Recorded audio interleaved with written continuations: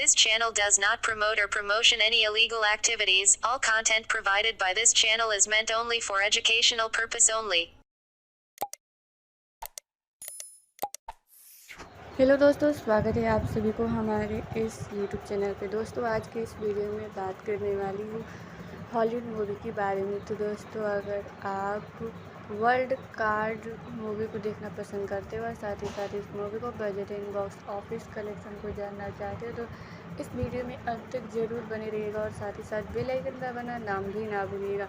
World card 2050 में बनी एक अमेरिकी एक्शन थ्रिलर फिल्म है जिसका निर्देशन साइमन वेस्ट ने किया है और इसमें जैसन स्टेथम, माइकल अग्रानो, मिलो वेटिमिलिया, डोमिनिक गार्सिया, लोरेडो हैनी हेचे और सोफिया वर्गेरा ने अभिनय किया कि विलियम गोल्डमैन के 1985 के उपन्यास हिट पर आधारित यह फिल्म 1986 में बनी फिल्म का रीमेक है जिसमें बर्ट रेनाल्ड्स ने अभिनय किया था। यह फिल्म 30 जनवरी 2050 को संयुक्त राज्य अमेरिका में सीमित रिलीज और वीडियो ऑन डिमांड के माध्यम से रिलीज हुई थी। वर्ल्ड कार्ड को नकारात्मक समीक्षाएं मिली और यह बॉक्स ऑफिस पर बुरी तरह सफल फ्लॉप रही, जिसने $30 मिलियन के बजट के मुकाबले दुनिया भर में केवल $6-7 मिलियन कमाए। निक वाइल्ड जुए की लत से उबर रहा है और अपने लत को पूरा करने के लिए लास वेगास में चैपरन उसके लिए बॉडीगार्ड जैसा काम के तौर पर छोटे मोटे काम करते हैं। एक ग्राहक को एक महिला को प्रभावित करने में मदद करने के बाद वह साइरस के निक नाम के एक युवक के प्रस्ताव को स्वीकार करते हैं जिसमें उसे लास वेगास घुमाना और जुआ खेलते समय उसकी सुरक्षा करना शामिल है। एक रेस्टोरेंट में खाना खाते समय निक की वेंट्रेस दोस्त रॉक्सी उसे एक महिला हॉली को संदेश देती है जो निक से अपने घर आने का अनुरोध करती है। हॉली, जो एक पेशेवर स्कॉट है, बताती है कि पिछली रात गोल्डन नकेट में उसका एक साथी था। उसके बाद होटल के कमरे में 3 अज्ञात पुरुषों ने उसके साथ बेरहमी से बलात्कार किया और उसे पीटा। हॉली निक से उन लोगों का पता लगाने के लिए कहती है ताकि वह उन पर मुकदमा कर सके। निक को पता चलता है कि हॉली के साथ बलात्कार करने वाला व्यक्ति डैनी डेमार्को है जो एक गैंगस्टर है। उसने अपनी 2 गुंडों से हॉली को अस्पताल की पार्किंग में फेंकवा दिया था। निक डेमार्को का सामना करने के लिए होटल जाते हैं और दोनों को बीच झड़प हो जाती है। अंत में निक डेमार्को और उसके आदमियों को काबू में कर लेता है जिन्हें वो बांध देता है। निक हॉली को फ़ोन करता है जो डेमार्को को नपुंसक बनाने के बारे में सोचती है। तभी डेमार्को टूट जाता है और उससे माफ़ी मांगता है। हॉली डेमार्को की मेज से $50,000 लेकर वहाँ से चली जाती। हॉली निक के साथ पैसे बांटकर लास वेगास से चली जाती है। निक साइरस को एक कैसीनो से ले जाते हैं और डीलर दोस्त कैसेंड्रा के साथ ब्लैक जैक खेलते हुए निक अगले डीलर के साथ लगातार जीत हासिल करते हैं और $500,000 से उसके आधी की रकम जीत लेते हैं। लेकिन जब वह कैशियर के पास जाता है तो उसे अचानक घबराहट का दौर पड़ता है और वह जुआ खेलना जारी रखने का फैसला करते हैं। कैसेंड्रा के साथ एक ही ब्लैक जैक शर्त में अपनी सारी जीत साथ ही अपने मूल $2,025 हार जाता है। अगली सुबह साइरस, जो खुद के दम पर करोड़पति बना है, निक से बहादुर बनने के बारे में मार्गदर्शन चाहता है लेकिन निक मना कर देता है। बाद में डेमार्को के आदमी को निक को डेमार्को को हवाले करने आते हैं लेकिन निक उन्हें भगा देता है। निक की मुलाकात लास वेगास के माफिया सरगना बेबी से होती है। बेबी को डेमार्को से शिकायत मिलती है जिसमें दावा किया गया कि निक उसके होटल के कमरे में घुस गया, उसे पिस्तौल से पीटा और उसके 2 आदमियों को मार डाला। यह सब उसने अपनी जुए की लत को पूरा करने के लिए किया।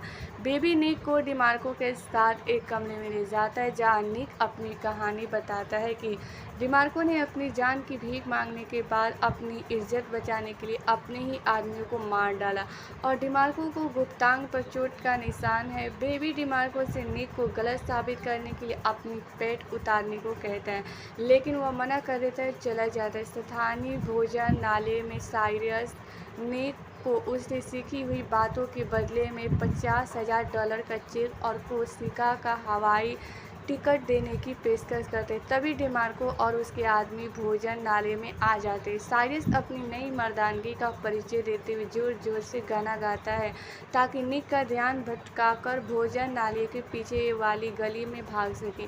निक अपनी नाव के बारे में सोचता है और फिर भोजन नाले के बर्तनों से उन गुंडों और डिमार्को को मार डालते हैं। इसके बाद साइरस से निक से बिल और हवाई जहाज़ का टिकट लेने पर जोर दिया। निक माना गया और फिर लास वेगास से गाड़ी चलाकर निकल गया। साइमन वेस्ट ने कहा कि जैसन स्टेथम ने इस प्रोजेक्ट को खुद शायद 5 साल से अधिक समय में विकसित किया। एक समय ब्रायन डी पल्मा को निर्देशन के लिए चुना गया था, लेकिन वेस्ट ने समीक्षकों के लिए ही और भोजन नाले के लिए ही किया गया था। वेस्ट ने कहा कि जिस सिकपट पर फिल्म बनी है वह वही सिकपट है जो गोल्डमैन ने 3 साल पहले लिखी थी। बाद में उन्होंने विस्तार से बताया। वेस्ट ने कहा, सबसे पहले तो यह अच्छा था कि सिकपट इतनी यशतुदा थी, क्योंकि किसी भी बड़ी फिल्म में सिकपट लगातार बदलती रहती है। इसे स्टैनली टुची और सोफिया वर्गेरा जैसे अभिनेताओं को इसे बेचना भी आसान हो गया, क्योंकि उनके किरदार बहुत स्पष्ट रूप से तय थे। सिकपट में ऐसा कुछ भी नहीं है जो पुराना हो गया हो। इसमें कोई आतिशबाजी या तकनीक का इस्तेमाल नहीं किया गया है। फिल्म की शूटिंग 2030 की शुरुआत में न्यू ऑरलियंस, लुइसियाना में शुरू हुई। मुख्य फोटोग्राफी फरवरी 2030 में शुरू हुई। साइमन वेस्ट ने कहा कि तीनों मुकाबले चरित्र पर आधारित थे। वर्ल्ड वाइल्ड कार्ड का ट्रेलर 12 दिसंबर 2040 को रिलीज हुआ था। वेस्ट ने बाद में याद किया, यह एक ज़बरदस्त प्रोजेक्ट था। इसमें कई पन्नों की डायलॉग है। असल में यह एक ड्रामा है। यह कोई एक्शन फिल्म नहीं है, बल्कि एक कैरेक्टर बेस्ड फिल्म है। जेसन हर सीन में लीड रोल में है और उनकी डायलॉग्स बहुत अहम है। मुझे पता था कि इन्हें इसमें दिलचस्पी लेगी। मैंने उनसे पूछा, क्या आप इतने सारे डायलॉग्स से खुश हैं? और उन्होंने कहा, हाँ, मुझे ये बहुत पसंद है। मैं ये फिल्म करना चाहता हूँ। तो मैं पहले दिन इस बात से बेखबर बहुत खुश हूँ कि डायलॉग्स ने लायंसगेट ने फिल्म को सीमित रिलीज और 30 जनवरी 2050 को ऑन डिमांड के माध्यम से रिलीज किया। वाइल्ड कार्ड बॉक्स ऑफिस पर फ्लॉप रही, जिसने $30 मिलियन के बजट के मुकाबले केवल $6-7 मिलियन कमाए। वाइल्ड कार्ड को आम तौर पर फिल्म समीक्षकों से नकारात्मक समीक्षाएं मिली। रटन टोमेटोज पर 56 समीक्षाओं के आधार पर फिल्म की अनुमोदन रेटिंग 30 है, जिसमें औसत रेटिंग 10 में से 485 है। साइट का मत है, जेसन स्टेथम के कट्टर प्रशंसक वाइल्ड कार्ड के कुछ हिस्सों का आनंद ले सकते हैं, लेकिन अन्य सभी एक्शन प्रेमियों को इसे देखने को आवश्यकता नहीं है। मोटा क्रिटिक पर 90 समीक्षकों के आधार पर फिल्म का स्कोर 100 में से 40 है। लॉस एंजल्स टाइम्स की बेटर से सर्की ने फिल्म की नकारात्मक समीक्षा करते हुए वाइल्ड कार्ड को अनुमानित बताया। उन्होंने अपनी समीक्षा सारांश देते हुए कहा कि वाइल्ड कार्ड ना तो रॉयल फ्लॉस है, ना फुल हाउस, ना ही 3 ऑफ एन काइंड। मुझे लगता है कि मैं जिस सब की तलाश कर रही हूँ वह है बस्ट, और बस्ट फिल्म के लिए ही बहुत जेसन स्टेथम के लिए भी बात किया गया था और समीक्षकों के लिए ही वाइल्ड रिकॉर्डर्स के लिए ही प्रारंभिक। जेसन स्टेथम का जन्म 26 जुलाई 1967 को इंग्लैंड की डर्बीशायर काउंटी के शायरब्रूक में हुआ था। वे नर्तकी एलिन लिएटस और सड़क विक्रेता बैरी स्टेथम की पुत्र थे। उनके पिता ने किनरी द्वीप समूह में घर के पेंटर, कोयला खानी और गायक के रूप में भी तरह के काम किए। स्टेथम ग्रेट यारमाउथ चले गए, जहां उन्होंने शुरू में अपने पिता से स्थानीय बाजार में स्टॉल लगाने की पेशे को ना अपनाकर मार्शल आर्ट का अभ्यास करना चुना। वे फुटबॉल खिलाड़ी विनी जोन्स के साथ पले बढ़े, जिनके साथ उन्होंने बाद में अभिनय किया। जोन्स ने उन्हें फुटबॉल से परिचित कराया और स्टेथम ने स्थानीय ग्रामर स्कूल के लिए खेलना शुरू किया, जहां उन्होंने 1978 से 1983 तक पढ़ाई की। उन्हें गोताखोरी का भी बहुत शौक था और वे अपनी तकनीकों को निखारने के लिए प्रतिदिन अभ्यास करते थे। वे 12 वर्षों तक ग्रेट ब्रिटेन की राष्ट्रीय तैराकी टीम की सदस्य रहे और 99 के राष्ट्रमंडल खेलों में इंग्लैंड के लिए 10 मीटर, 3 मीटर और 1 मीटर स्पर्धाओं में भाग लिया, जहां वे क्रमशः 10, 11 और 8 स्थान पर है। उन्होंने 23 की एक साक्षात्कार में कहा कि राष्ट्रीय टीम के साथ उनका समय एक शानदार अनुभव था, जिसने उन्हें अनुशासन, एकाग्रता सिखाई और निश्चित रूप से उन्हें मुसीबत से दूर रखा।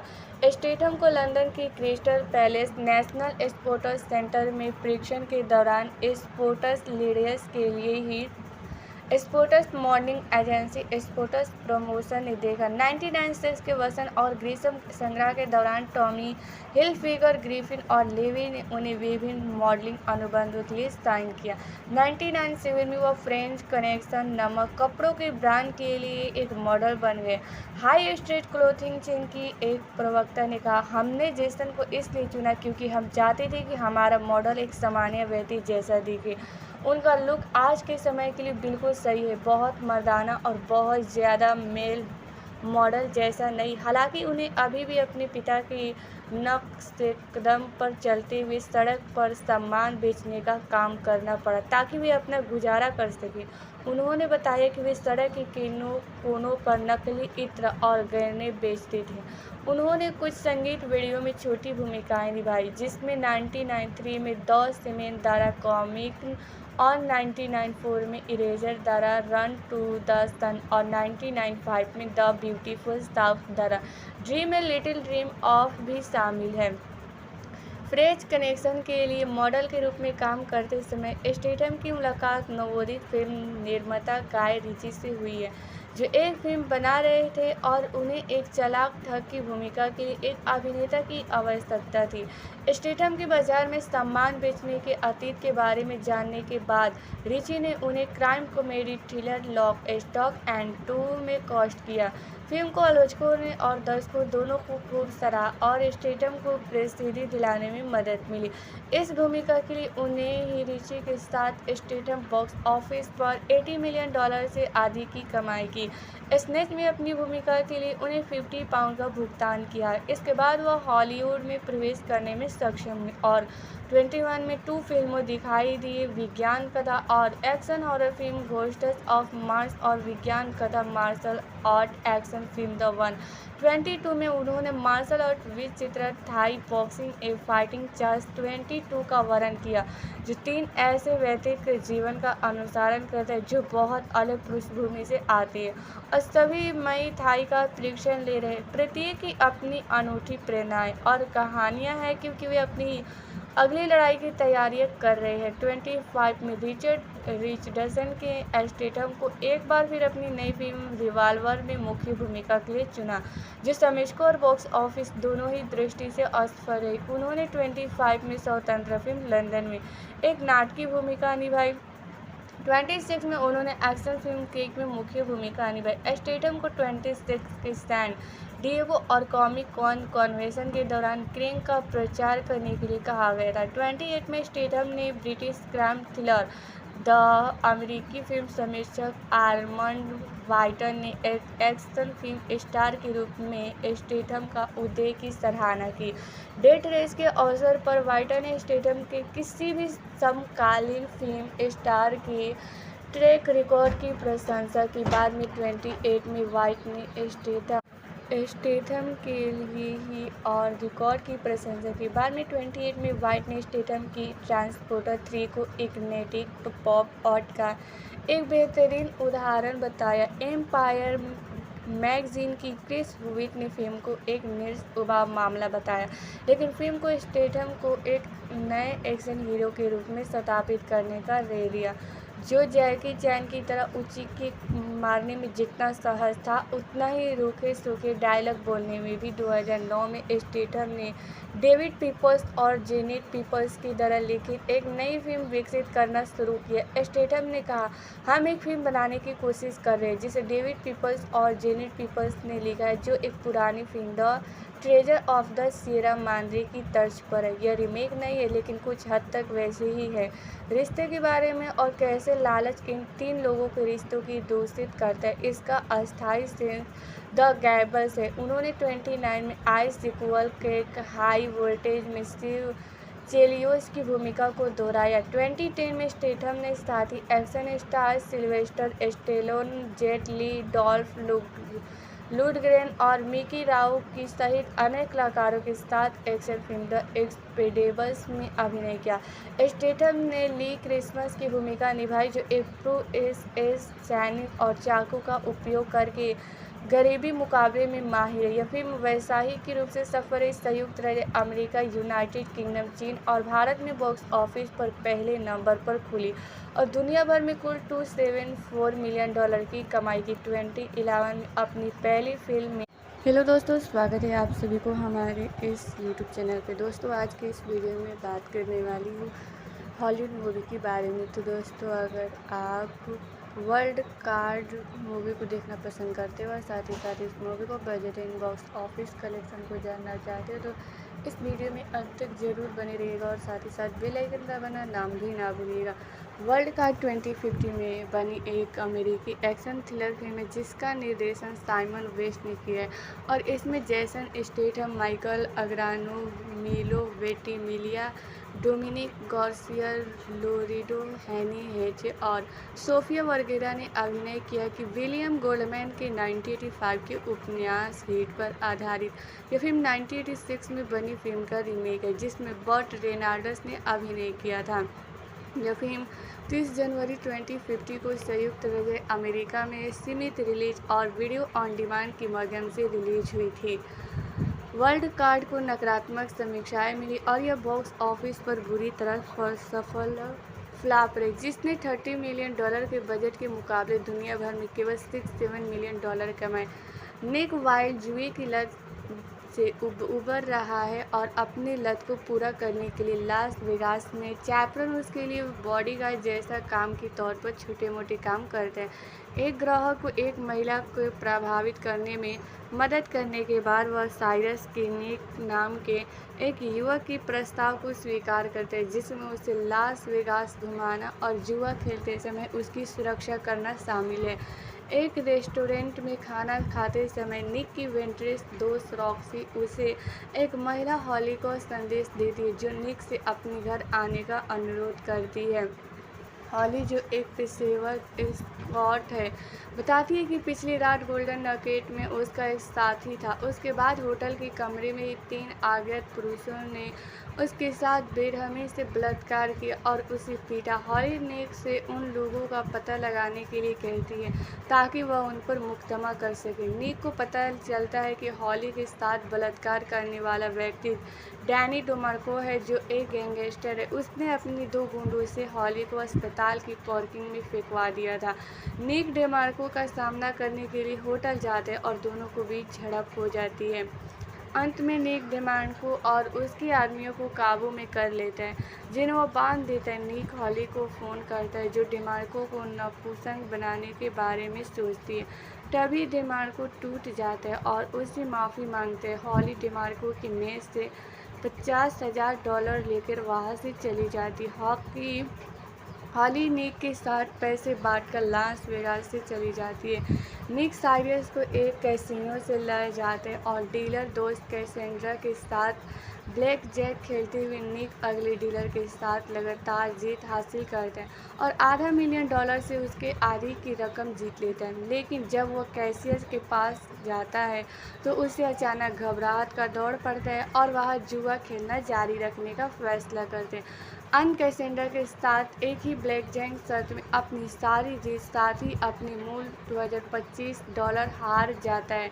अगली सुबह साइरस, जो खुद के दम पर करोड़पति बना है, निक से बहादुर बनने के बारे में मार्गदर्शन चाहता है, लेकिन निक मना कर देता है। बाद में डेमार्को के आदमी को निक को डेमार्को को हवाले करने आते हैं, लेकिन निक उन्हें भगा देता है। निक की मुलाकात लास वेगास के माफिया सरगना बेबी से होती है।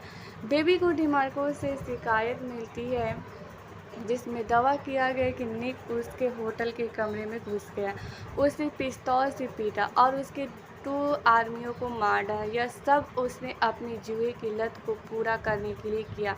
बेबी निक को डिमार्को के साथ एक कमरे में ले जाता है, जहाँ निक अपनी कहानी बताता है कि डिमार्को ने अपनी जान की भीख मांगने के बाद अपनी इज्जत बचाने के लिए अपने ही आदमियों को मार डाला और डिमार्को को गुप्तांग पर चोट का निशान है। बेबी डिमार्को से निक को गलत साबित करने के लिए अपनी पेट उतारने को कहता है, लेकिन वह मना कर देता है, चला जाता है। स्थानीय भोजनालय में साइरस निक को उसने सीखी हुई बातों के बदले में $50,000 का चेक और कोस्टा का हवाई टिकट देने की पेशकश करते। तभी डिमार्को और उसके आदमी भोजनालय में आ जाते। साइरस अपनी नई मर्दानगी का परिचय देते हुए जोर जोर से गाना गाता है ताकि निक का ध्यान भटकाकर भोजनालय के पीछे वाली गली में भाग सके।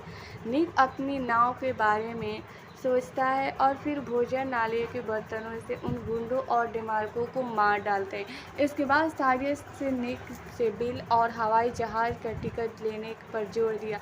निक माना गया और फिर लास वेगास से गाड़ी चलाकर निकल गया। साइमन वेस्ट ने कहा कि जैसन स्टेथम ने इस प्रोजेक्ट को खुद शायद 5 साल से अधिक समय में विकसित किया। एक समय ब्रायन डी पल्मा को निर्देशन के लिए चुना गया था, लेकिन वेस्ट ने समीक्षकों के लिए ही और भोजनालय के लिए ही किया गया था। वेस्ट ने कहा कि जिस सिकपट पर फिल्म बनी है वह वही सिकपट है जो गोल्डमैन ने 3 साल पहले लिखी थी, बाद में उन्होंने विस्तार से बताया। वेस्ट ने कहा, सबसे पहले तो यह अच्छा था कि सिकपट इतनी यशतुदा थी, क्योंकि किसी भी बड़ी फिल्म में सिकपट लगातार बदलती रहती है। इसे स्टेनली टुची और सोफिया वरगेरा जैसे अभिनेताओं को इसे बेचना भी आसान हो गया, क्योंकि उनके किरदार बहुत स्पष्ट रूप से तय थे। सिकपट में ऐसा कुछ भी नहीं है जो पुराना हो गया हो। इसमें कोई आतिशबाजी या तकनीक का इस्तेमाल नहीं किया गया है। फिल्म की शूटिंग 2030 की शुरुआत में न्यू ऑरलियंस, लुइसियाना में शुरू हुई। मुख्य फोटोग्राफी फरवरी 2030 में शुरू हुई। साइमन वेस्ट ने कहा कि तीनों मुकाबले चरित्र पर आधारित थे।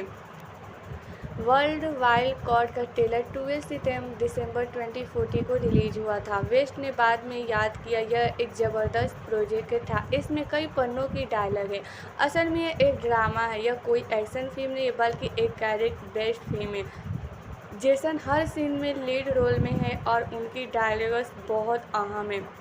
मुझे पता था कि इन्हें इसमें दिलचस्पी लेगी। मैंने उनसे पूछा, क्या आप इतने सारे डायलॉग्स से खुश हैं?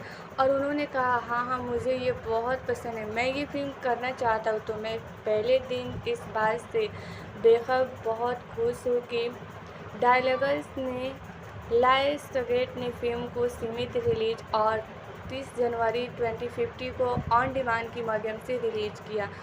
वाइल्ड कार्ड बॉक्स ऑफिस पर फ्लॉप रही, जिसने $30 मिलियन के बजट के मुकाबले केवल $6-7 मिलियन कमाए। वाइल्ड कार्ड को आम तौर पर फिल्म समीक्षकों से नकारात्मक समीक्षाएं मिली। रटन टोमेटोज पर 56 समीक्षाओं के आधार पर फिल्म की अनुमोदन रेटिंग 30 है, जिसमें औसत रेटिंग 10 में से 485 है। साइट का मत है, जेसन स्टेथम के कट्टर प्रशंसक वाइल्ड कार्ड के कुछ हिस्सों का आनंद ले सकते हैं, लेकिन अन्य सभी एक्शन प्रेमियों को इसे देखने को आवश्यकता नहीं। मोटा क्रिटिक पर 90 समीक्षाओं के आधार पर फिल्म का स्कोर 100 में से 40 है। लॉस एंजल्स टाइम्स की बेटरसी सर्की ने फिल्म की नकारात्मक समीक्षा करते हुए वाइल्ड कार्ड को अनुमानित बताया। उन्होंने अपनी समीक्षा सारांश देते हुए कहा कि वाइल्ड कार्ड ना तो रॉयल फ्लॉस है, ना फुल हाउस, ना ही 3 ऑफ एन काइंड। मुझे लगता है कि मैं जिस सब की तलाश कर रही हूँ वह है बस्ट, और बस्ट फिल्म के लिए ही बहुत जेसन स्टेथम के लिए भी बात किया गया था और समीक्षकों के लिए ही, वाइल्ड रिकॉर्डर्स के लिए ही प्रारंभिक। जेसन स्टेथम का जन्म 26 जुलाई 1967 को इंग्लैंड की डर्बीशायर काउंटी की शायरब्रूक में हुआ था। वे नर्तकी एलिन लिएटस और सड़क विक्रेता बैरी स्टेथम की पुत्र थे। उनके पिता ने किनरी द्वीप समूह में घर के पेंटर, कोयला खानी और गायक के रूप में भी तरह के काम किए। स्टेथम ग्रेट यारमाउथ चले गए, जहां उन्होंने शुरू में अपने पिता से स्थानीय बाजार में स्टॉल लगाने के पेशे को ना अपनाकर मार्शल आर्ट का अभ्यास करना चुना। वे फुटबॉल खिलाड़ी विनी जोन्स के साथ पले बड़े, जिनके साथ उन्होंने बाद में अभिनय किया। जोन्स ने उन्हें फुटबॉल से परिचित कराया और स्टेथम ने स्थानीय ग्रामर स्कूल के लिए खेलना शुरू किया, जहां उन्होंने 1978 से 1983 तक पढ़ाई की। उन्हें गोताखोरी का भी बहुत शौक था और वे अपनी तकनीकों को निखारने के लिए प्रतिदिन अभ्यास करते थे। वे 12 वर्षों तक ग्रेट ब्रिटेन की राष्ट्रीय तैराकी टीम की सदस्य रहे और 99 के राष्ट्रमंडल खेलों में इंग्लैंड के लिए 10 मीटर, 3 मीटर और 1 मीटर स्पर्धाओं में भाग लिया, जहां वे टॉमस 10, 11 और 8 स्थान पर है। उन्होंने 23 की एक साक्षात्कार में कहा कि राष्ट्रीय टीम के साथ उनका समय एक शानदार अनुभव था, जिसने उन्हें अनुशासन, एकाग्रता सिखाई और निश्चित रूप से उन्हें मुसीबत से दूर रखा। स्टेथम को लंदन की Crystal Palace National Sports Centre में परीक्षण के दौरान स्पोर्ट्स लीडर्स के लिए ही sports modelling agency sports promotion ने देखा। 1996 के वसंत और ग्रीष्म संग्रह के दौरान टॉमी हिलफिगर, ग्रिफिन और लेवी ने उन्हें विभिन्न मॉडलिंग अनुबंधों के लिए साइन किया। 1997 में वह फ्रेंच कनेक्शन नामक कपड़ों के ब्रांड के लिए एक मॉडल बन गए।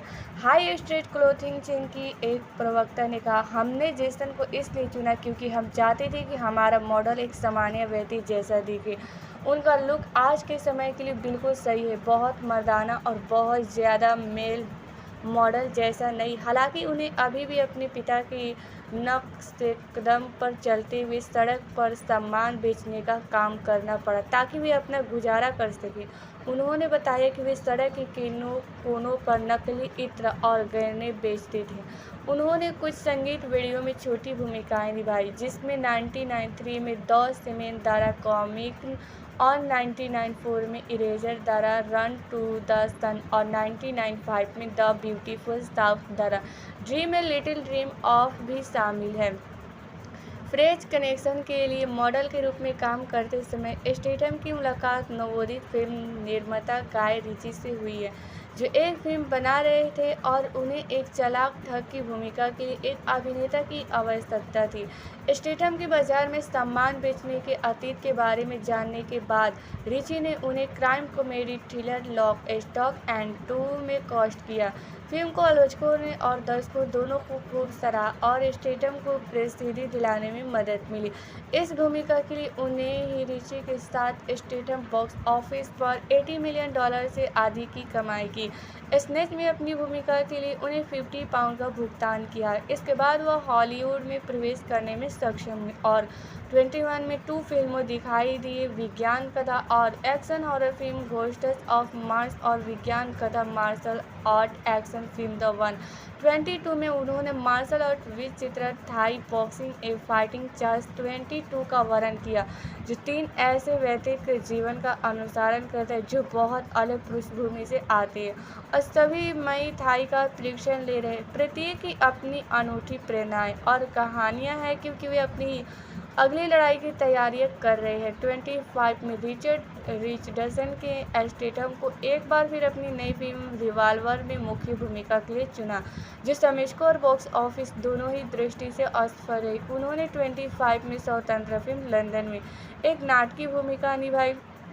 26 में उन्होंने एक्शन फिल्म केक में मुख्य भूमिका निभाई। स्टेथम को 26 के सैन डिएगो और कॉमिक कॉन कन्वेंशन के दौरान क्रेंग का प्रचार करने के लिए कहा गया था। 28 में स्टेथम ने ब्रिटिश क्राइम थ्रिलर द अमेरिकी फिल्म समीक्षक आर्मंड वाइटन ने एक एक्शन फिल्म स्टार के रूप में स्टेथम का उदय की सराहना की।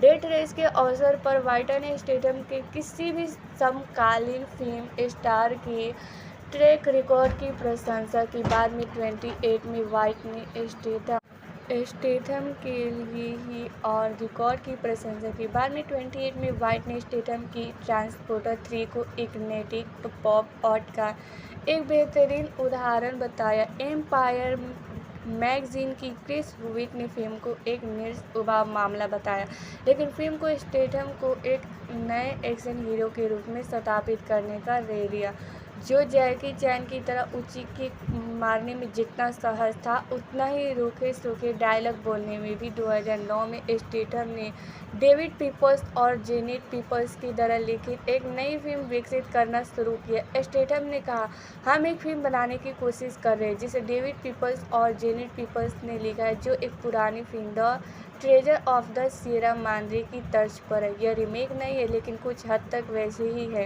रिश्ते के बारे में और कैसे लालच इन तीन लोगों के रिश्तों की दूषित करता है, इसका अस्थायी सेंस द गैबल्स है। उन्होंने 29 में आई सीक्वल के हाई वोल्टेज में स्टीव चेलियोस की भूमिका को दोहराया। 2010 में स्टेथम ने साथी action star Sylvester Stallone, Jet Li, Dolph Lundgren और मिकी राउ की सहित अनेक कलाकारों के साथ एक्शन फिल्म द एक्सपेंडेबल्स में अभिनय किया। स्टेथम ने ली क्रिसमस की भूमिका निभाई, जो एक प्रो-एस सैनिक और चाकू का उपयोग करके गरीबी मुकाबले में माहिर है। यह फिल्म वैश्विक रूप से सफल है। संयुक्त राज्य अमेरिका, यूनाइटेड किंगडम, चीन और भारत में बॉक्स ऑफिस पर पहले नंबर पर खुली और दुनिया भर में कुल $274 मिलियन की कमाई की। 2011 में अपनी पहली फिल्म में। हेलो दोस्तों, स्वागत है आप सभी को हमारे इस यूट्यूब चैनल पे। दोस्तों, आज के इस वीडियो में बात करने वाली हूँ हॉलीवुड मूवी के बारे में। तो दोस्तों, अगर आप वर्ल्ड कार्ड मूवी को देखना पसंद करते हो और साथ ही इस मूवी को budget and box office collection को जानना चाहते हो, तो इस वीडियो में अंत तक जरूर बने रहिएगा और साथ ही बेल आइकन दबाना नाम भी ना भूलिएगा। वर्ल्ड कार्ड 2050 में बनी एक अमेरिकी एक्शन थ्रिलर फिल्म है जिसका निर्देशन साइमन वेस्ट ने किया है और इसमें जैसन स्टेथम, माइकल अग्रानो, मिलो वेंटिमिलिया, डोमिनिक गार्सिया, लोरेटो हैनी हेचे और सोफिया वर्गेरा ने अभिनय किया कि विलियम गोल्डमैन के 1985 के उपन्यास हिट पर आधारित यह फिल्म 1986 में बनी फिल्म का रीमेक है, जिसमें बर्ट रेनाल्ड्स ने अभिनय किया था। यह फिल्म 30 जनवरी 2050 को संयुक्त राज्य अमेरिका में सीमित रिलीज और वीडियो ऑन डिमांड के माध्यम से रिलीज हुई थी।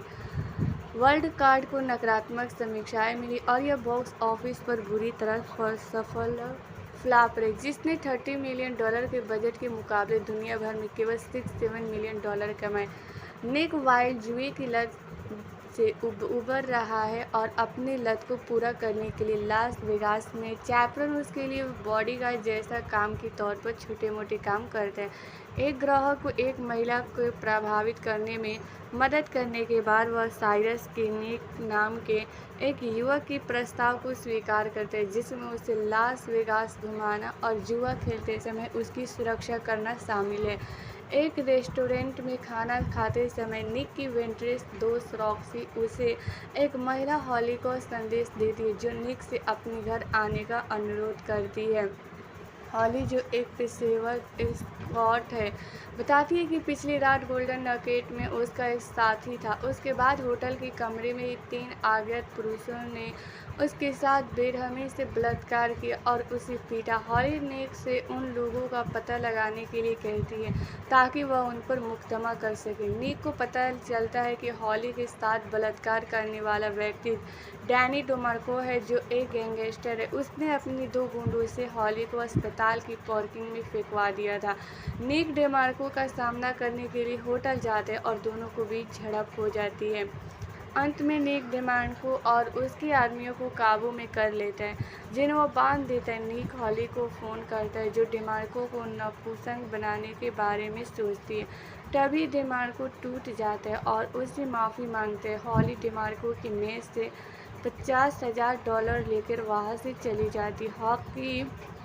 हॉली निक के साथ पैसे बांटकर लास वेगास से चली जाती है।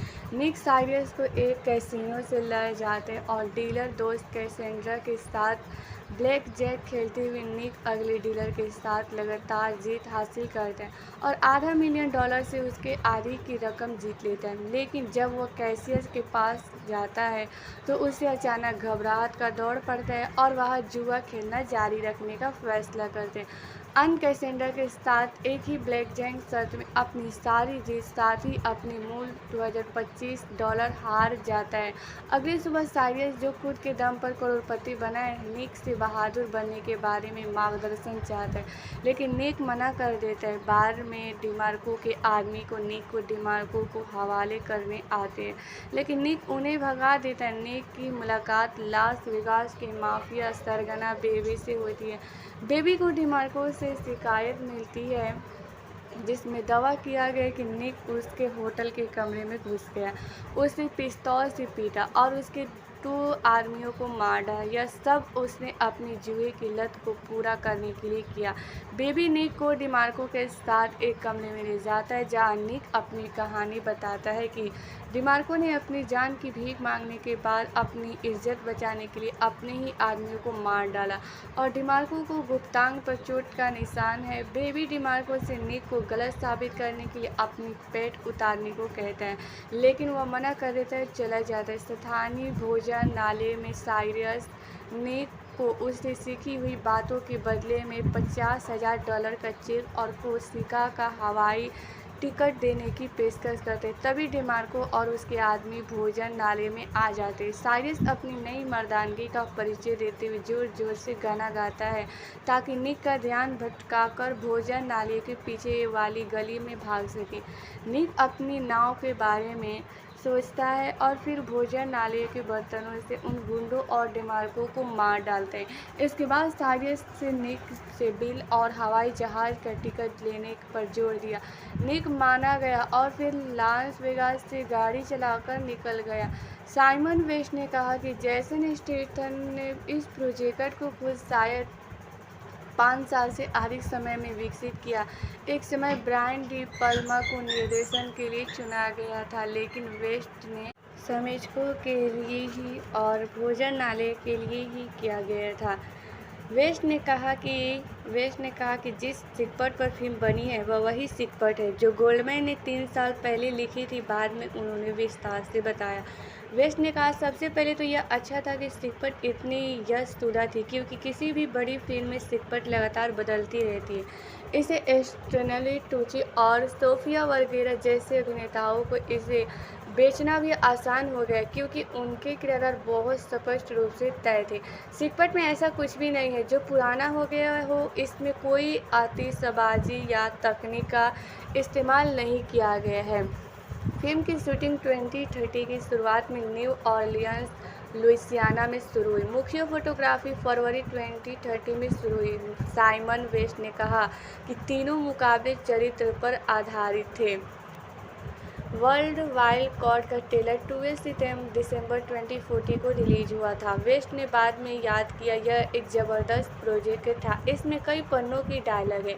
असल में यह एक ड्रामा है, यह कोई एक्शन फिल्म नहीं है, बल्कि एक कैरेक्टर बेस्ड फिल्म है। जेसन हर सीन में लीड रोल में है और उनकी डायलॉग्स बहुत अहम है। मुझे पता था कि इन्हें इसमें दिलचस्पी है, लेकिन मैंने उनसे पूछा, क्या आप इतने सारे डायलॉग्स से खुश हैं? और उन्होंने कहा, हाँ, मुझे ये बहुत पसंद है, मैं ये फिल्म करना चाहता हूँ। तो मैं पहले दिन इस बात से बेखबर बहुत खुश हूँ कि डायलॉग्स ने लायंसगेट ने फिल्म को सीमित रिलीज और 30 जनवरी 2050 को ऑन डिमांड की माध्यम से रिलीज किया। वाइल्ड कार्ड बॉक्स ऑफिस पर फ्लॉप रही, जिसने $30 मिलियन के बजट के मुकाबले केवल $6-7 मिलियन कमाए। वाइल्ड कार्ड को आम तौर पर फिल्म समीक्षकों से नकारात्मक समीक्षाएं मिली। रटन टोमेटोज पर 56 समीक्षाओं के आधार पर फिल्म की अनुमोदन रेटिंग 30 है, जिसमें औसत रेटिंग 10 में से 485 है। साइट का मत है, जेसन स्टेथम के कट्टर प्रशंसक वाइल्ड कार्ड के कुछ हिस्सों का आनंद ले सकते हैं, लेकिन अन्य सभी एक्शन प्रेमियों को इसे देखने को आवश्यकता नहीं है। मोटा क्रिटिक पर 90 समीक्षाओं के आधार पर फिल्म का स्कोर 100 में से 40 है। लॉस एंजल्स टाइम्स की बेटरसी सर्की ने फिल्म की नकारात्मक समीक्षा करते हुए वाइल्ड कार्ड को अनुमानित बताया। उन्होंने अपनी समीक्षा सारांश देते हुए कहा कि वाइल्ड कार्ड ना तो रॉयल फ्लॉस है, ना फुल हाउस, ना ही 3 ऑफ एन काइंड। मुझे लगता है कि मैं जिस सब की तलाश कर रही हूँ वह है बस्ट। और बेस्ट फिल्म के लिए ही बहुत जेसन स्टेथम के लिए भी बात किया गया था और समीक्षकों के लिए ही वाइल्ड रिकॉर्डर्स के लिए ही प्रारंभिक।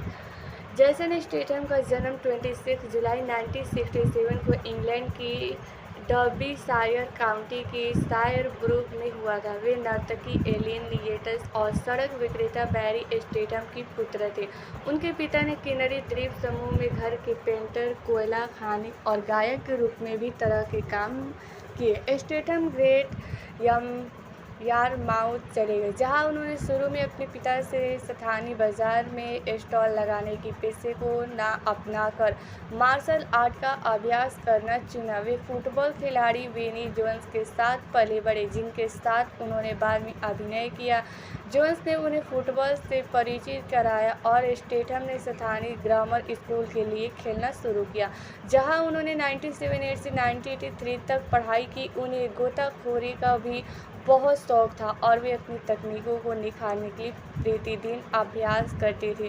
वे 12 वर्षों तक ग्रेट ब्रिटेन की राष्ट्रीय तैराकी टीम की सदस्य रहे और 99 के राष्ट्रमंडल खेलों में इंग्लैंड के लिए 10 मीटर, 3 मीटर और 1 मीटर स्पर्धाओं में भाग लिया, जहां वे क्रमशः 10, 11 और 8 स्थान पर है। उन्होंने 23 के एक साक्षात्कार में कहा कि राष्ट्रीय टीम के साथ उनका समय एक शानदार अनुभव था, जिसने उन्हें अनुशासन, एकाग्रता सिखाई और निश्चित रूप से उन्हें मुसीबत से दूर रखा। स्टेथम को लंदन की Crystal Palace National Sports Centre में प्रशिक्षण के दौरान स्पोर्ट्स लीडर्स के लिए ही sports modelling agency sports promotion ने देखा। 1996 के वसंत और ग्रीष्म संग्रह के दौरान टॉमी हिलफिगर, ग्रिफिन और लेवी ने उन्हें विभिन्न मॉडलिंग अनुबंधों के लिए साइन किया। 1997 में वह फ्रेंच कनेक्शन नामक कपड़ों के ब्रांड के लिए एक मॉडल बन गए। हाई स्ट्रीट क्लोथिंग चेन की एक प्रवक्ता ने कहा, हमने जेसन को इसलिए चुना क्योंकि हम चाहते थे कि हमारा मॉडल एक सामान्य व्यक्ति जैसा दिखे। उनका लुक आज के समय के लिए बिल्कुल सही है, बहुत मर्दाना और बहुत ज़्यादा मेल मॉडल जैसा नहीं। हालांकि उन्हें अभी भी अपने पिता की नक्श कदम पर चलते हुए सड़क पर सामान बेचने का काम करना पड़ा ताकि वे अपना गुजारा कर सकें। उन्होंने बताया कि वे सड़क के कोनों पर नकली इत्र और गहने बेचते थे। उन्होंने कुछ संगीत वीडियो में छोटी भूमिकाएं निभाई, जिसमें 1993 में द सीमेंट द्वारा कॉमिक और 1994 में इरेजर द्वारा रन टू द सन और 1995 में द ब्यूटीफुल साउथ द्वारा dream a little dream of भी शामिल है। फ्रेंच कनेक्शन के लिए मॉडल के रूप में काम करते समय स्टेथम की मुलाकात नवोदित फिल्म निर्माता गाय रिची से हुई है, जो एक फिल्म बना रहे थे और उन्हें एक चालाक ठग की भूमिका के लिए एक अभिनेता की आवश्यकता थी। स्टेथम के बाजार में सामान बेचने के अतीत के बारे में जानने के बाद रिची ने उन्हें crime comedy thriller Lock, Stock and Two में कास्ट किया। फिल्म को आलोचकों ने और दर्शकों दोनों को खूब सराहा और स्टेथम को प्रसिद्धि दिलाने में मदद मिली। इस भूमिका के लिए उन्हें ही रिची के साथ स्टेथम बॉक्स ऑफिस पर $80 मिलियन से अधिक की कमाई की।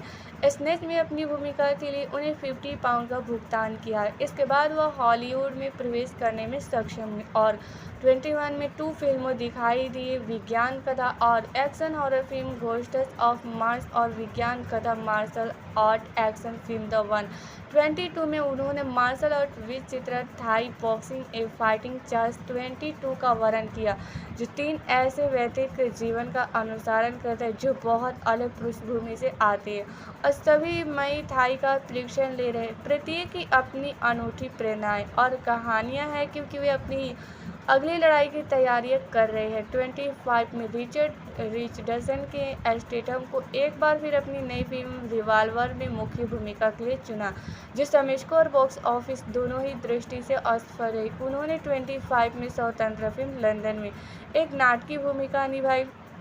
26 में उन्होंने एक्शन फिल्म केक में मुख्य भूमिका निभाई। स्टेथम को 26 के सैन डिएगो और कॉमिक कॉन कन्वेंशन के दौरान क्रेंग का प्रचार करने के लिए कहा गया था। 28 में स्टेथम ने ब्रिटिश क्राइम थ्रिलर द अमेरिकी फिल्म समीक्षक आर्मंड वाइटर ने एक एक्शन फिल्म स्टार के रूप में स्टेथम का उदय की सराहना की।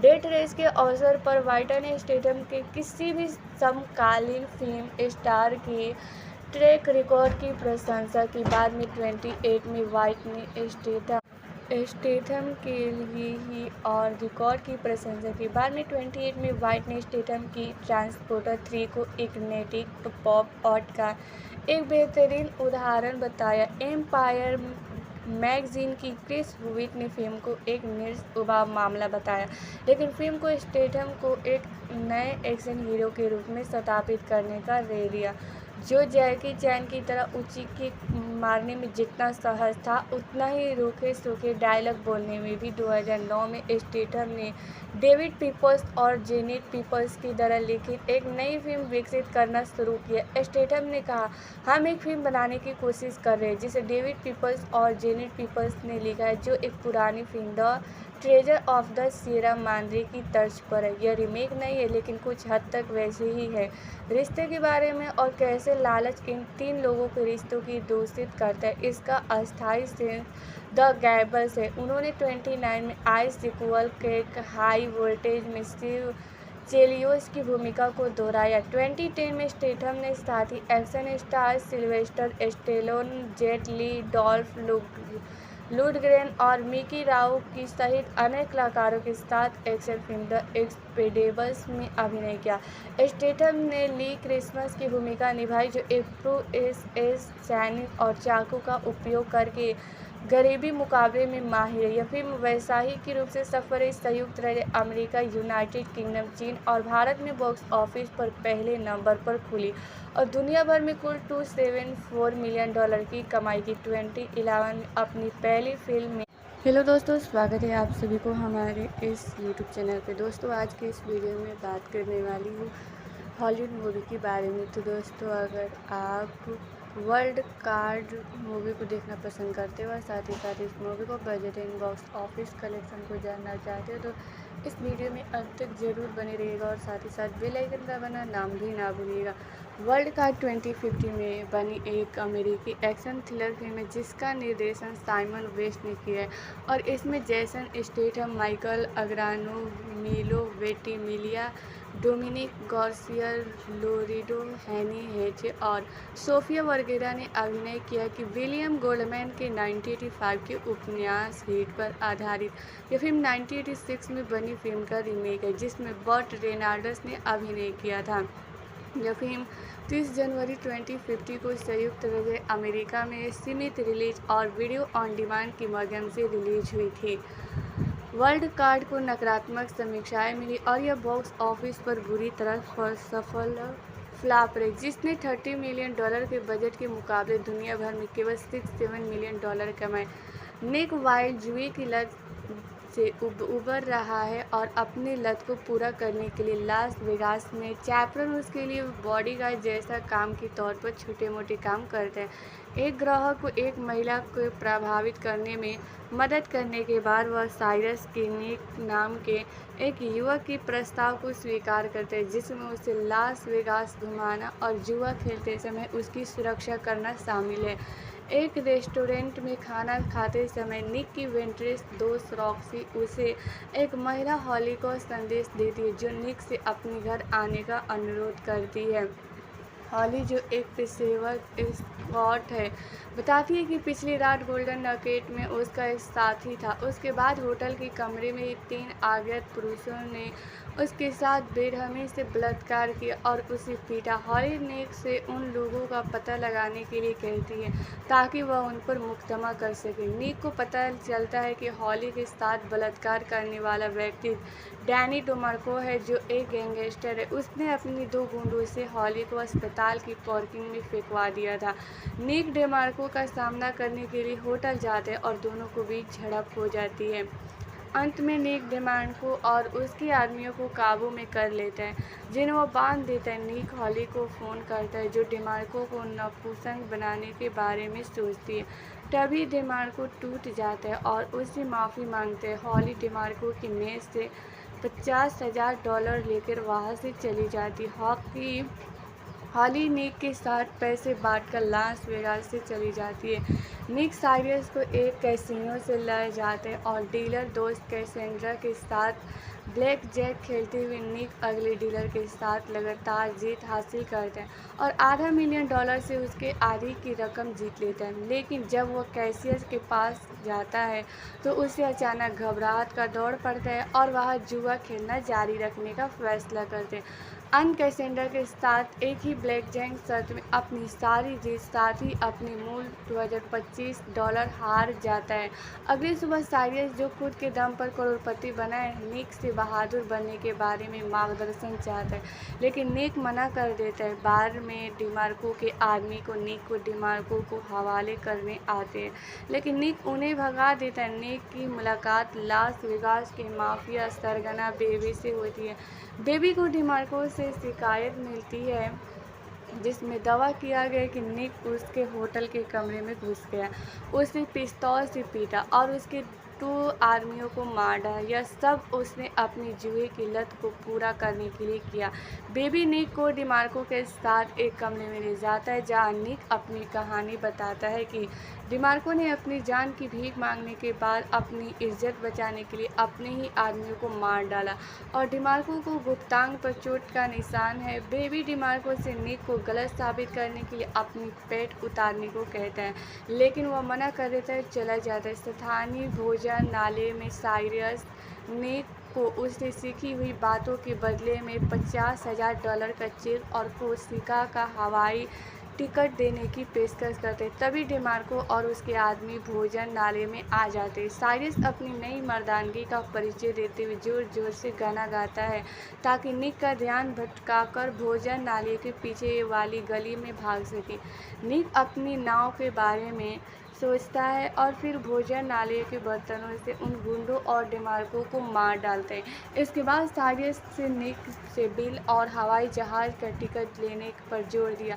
निक माना गया और फिर लास वेगास से गाड़ी चलाकर निकल गया।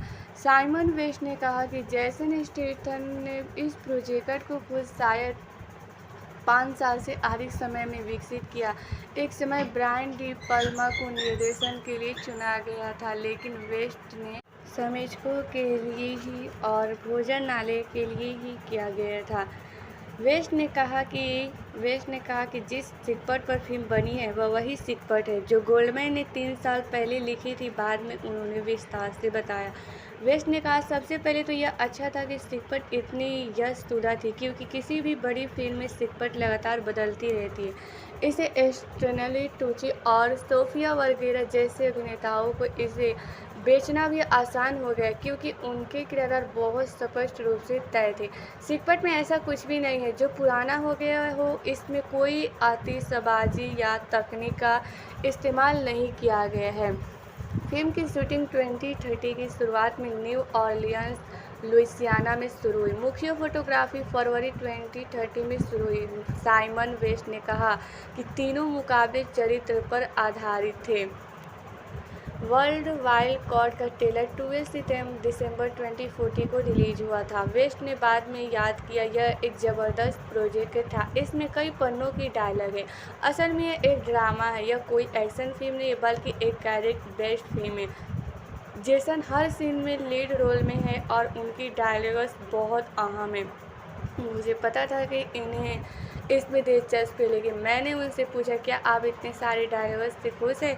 और उन्होंने कहा, हाँ, मुझे ये बहुत पसंद है। मैं ये फिल्म करना चाहता हूँ। तो मैं पहले दिन इस बात से बेखबर बहुत खुश हूँ कि डायलॉग्स ने लायंसगेट ने फिल्म को सीमित रिलीज और 30 जनवरी 2050 को ऑन डिमांड के माध्यम से रिलीज किया। वाइल्ड कार्ड बॉक्स ऑफिस पर फ्लॉप रही, जिसने $30 मिलियन के बजट के मुकाबले केवल $6-7 मिलियन कमाए।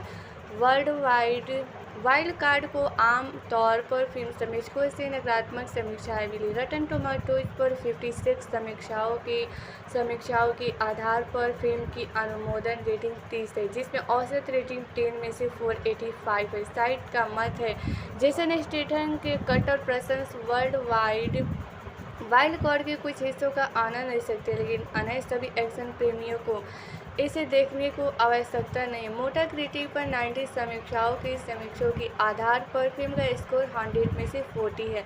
लॉस एंजल्स टाइम्स की बेटर से सर्की ने फिल्म की नकारात्मक समीक्षा करते हुए वाइल्ड कार्ड को अनुमानित बताया। उन्होंने अपनी समीक्षा सारांश देते हुए कहा कि वाइल्ड कार्ड ना तो रॉयल फ्लॉस है, ना फुल हाउस, ना ही 3 ऑफ एन काइंड। मुझे लगता है कि मैं जिस सब की तलाश कर रही हूँ वह है बस्ट, और बस्ट फिल्म के लिए ही बहुत जेसन स्टेथम के लिए भी बात किया गया था और समीक्षकों के लिए ही वाइल्ड रिकॉर्डर्स के लिए ही प्रारंभिक। जेसन स्टेथम का जन्म 26 जुलाई 1967 को इंग्लैंड की डर्बीशायर काउंटी के शायरब्रूक में हुआ था। वे नर्तकी एलिन लिएटस और सड़क विक्रेता बैरी स्टेथम की पुत्र थे। उनके पिता ने किनरी द्वीप समूह में घर के पेंटर, कोयला खानी और गायक के रूप में भी तरह के काम किए। स्टेथम ग्रेट यारमाउथ चले गए, जहां उन्होंने शुरू में अपने पिता से स्थानीय बाजार में स्टॉल लगाने की पेशे को ना अपनाकर मार्शल आर्ट का अभ्यास करना चुना। वे फुटबॉल खिलाड़ी विनी जोन्स के साथ पले बढ़े, जिनके साथ उन्होंने बाद में अभिनय किया।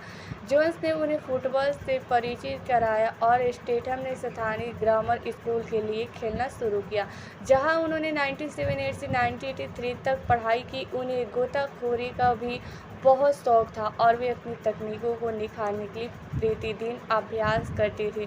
वे 12 वर्षों तक ग्रेट ब्रिटेन की राष्ट्रीय तैराकी टीम की सदस्य रहे और 99 के राष्ट्रमंडल खेलों में इंग्लैंड के लिए 10 मीटर, 3 मीटर और 1 मीटर स्पर्धाओं में भाग लिया, जहां वे क्रमश 10, 11 और 8 स्थान पर है। उन्होंने 23 के एक साक्षात्कार में कहा कि राष्ट्रीय टीम के साथ उनका समय एक शानदार अनुभव था, जिसने उन्हें अनुशासन, एकाग्रता सिखाई और निश्चित रूप से उन्हें मुसीबत से दूर रखा।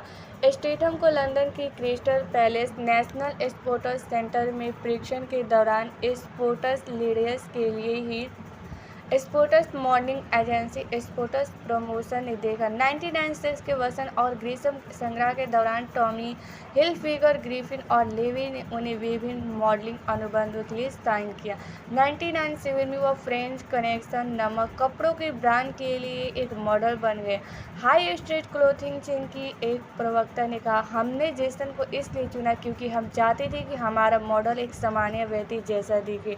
उनका लुक आज के समय के लिए बिल्कुल सही है, बहुत मर्दाना और बहुत ज़्यादा मेल मॉडल जैसा नहीं। हालांकि उन्हें अभी भी अपने पिता की नक्श कदम पर चलते हुए सड़क पर सामान बेचने का काम करना पड़ा ताकि वे अपना गुजारा कर सकें।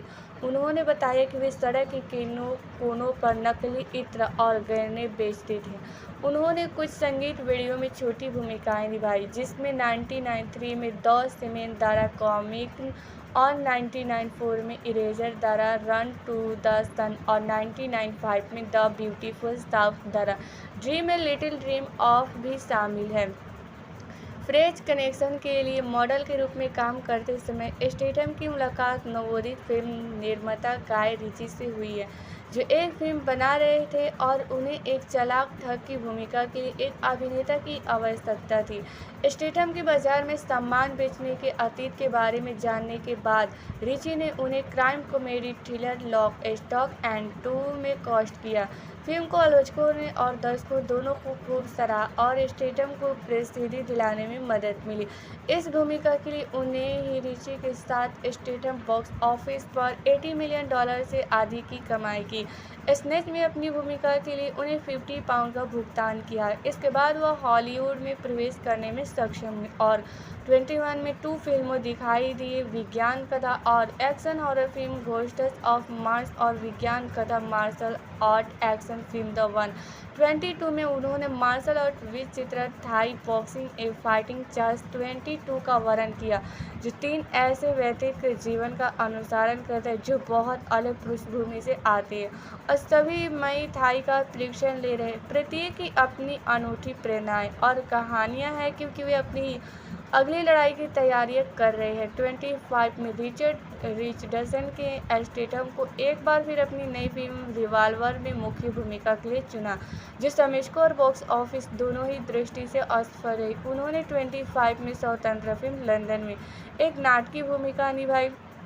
26 में उन्होंने एक्शन फिल्म केक में मुख्य भूमिका निभाई। स्टेथम को 26 के सैन डिएगो और कॉमिक कॉन कन्वेंशन के दौरान क्रेंग का प्रचार करने के लिए कहा गया था। 28 में स्टेथम ने ब्रिटिश क्राइम थ्रिलर द अमेरिकी फिल्म समीक्षक आर्मंड वाइटन ने एक एक्शन फिल्म स्टार के रूप में स्टेथम का उदय की सराहना की।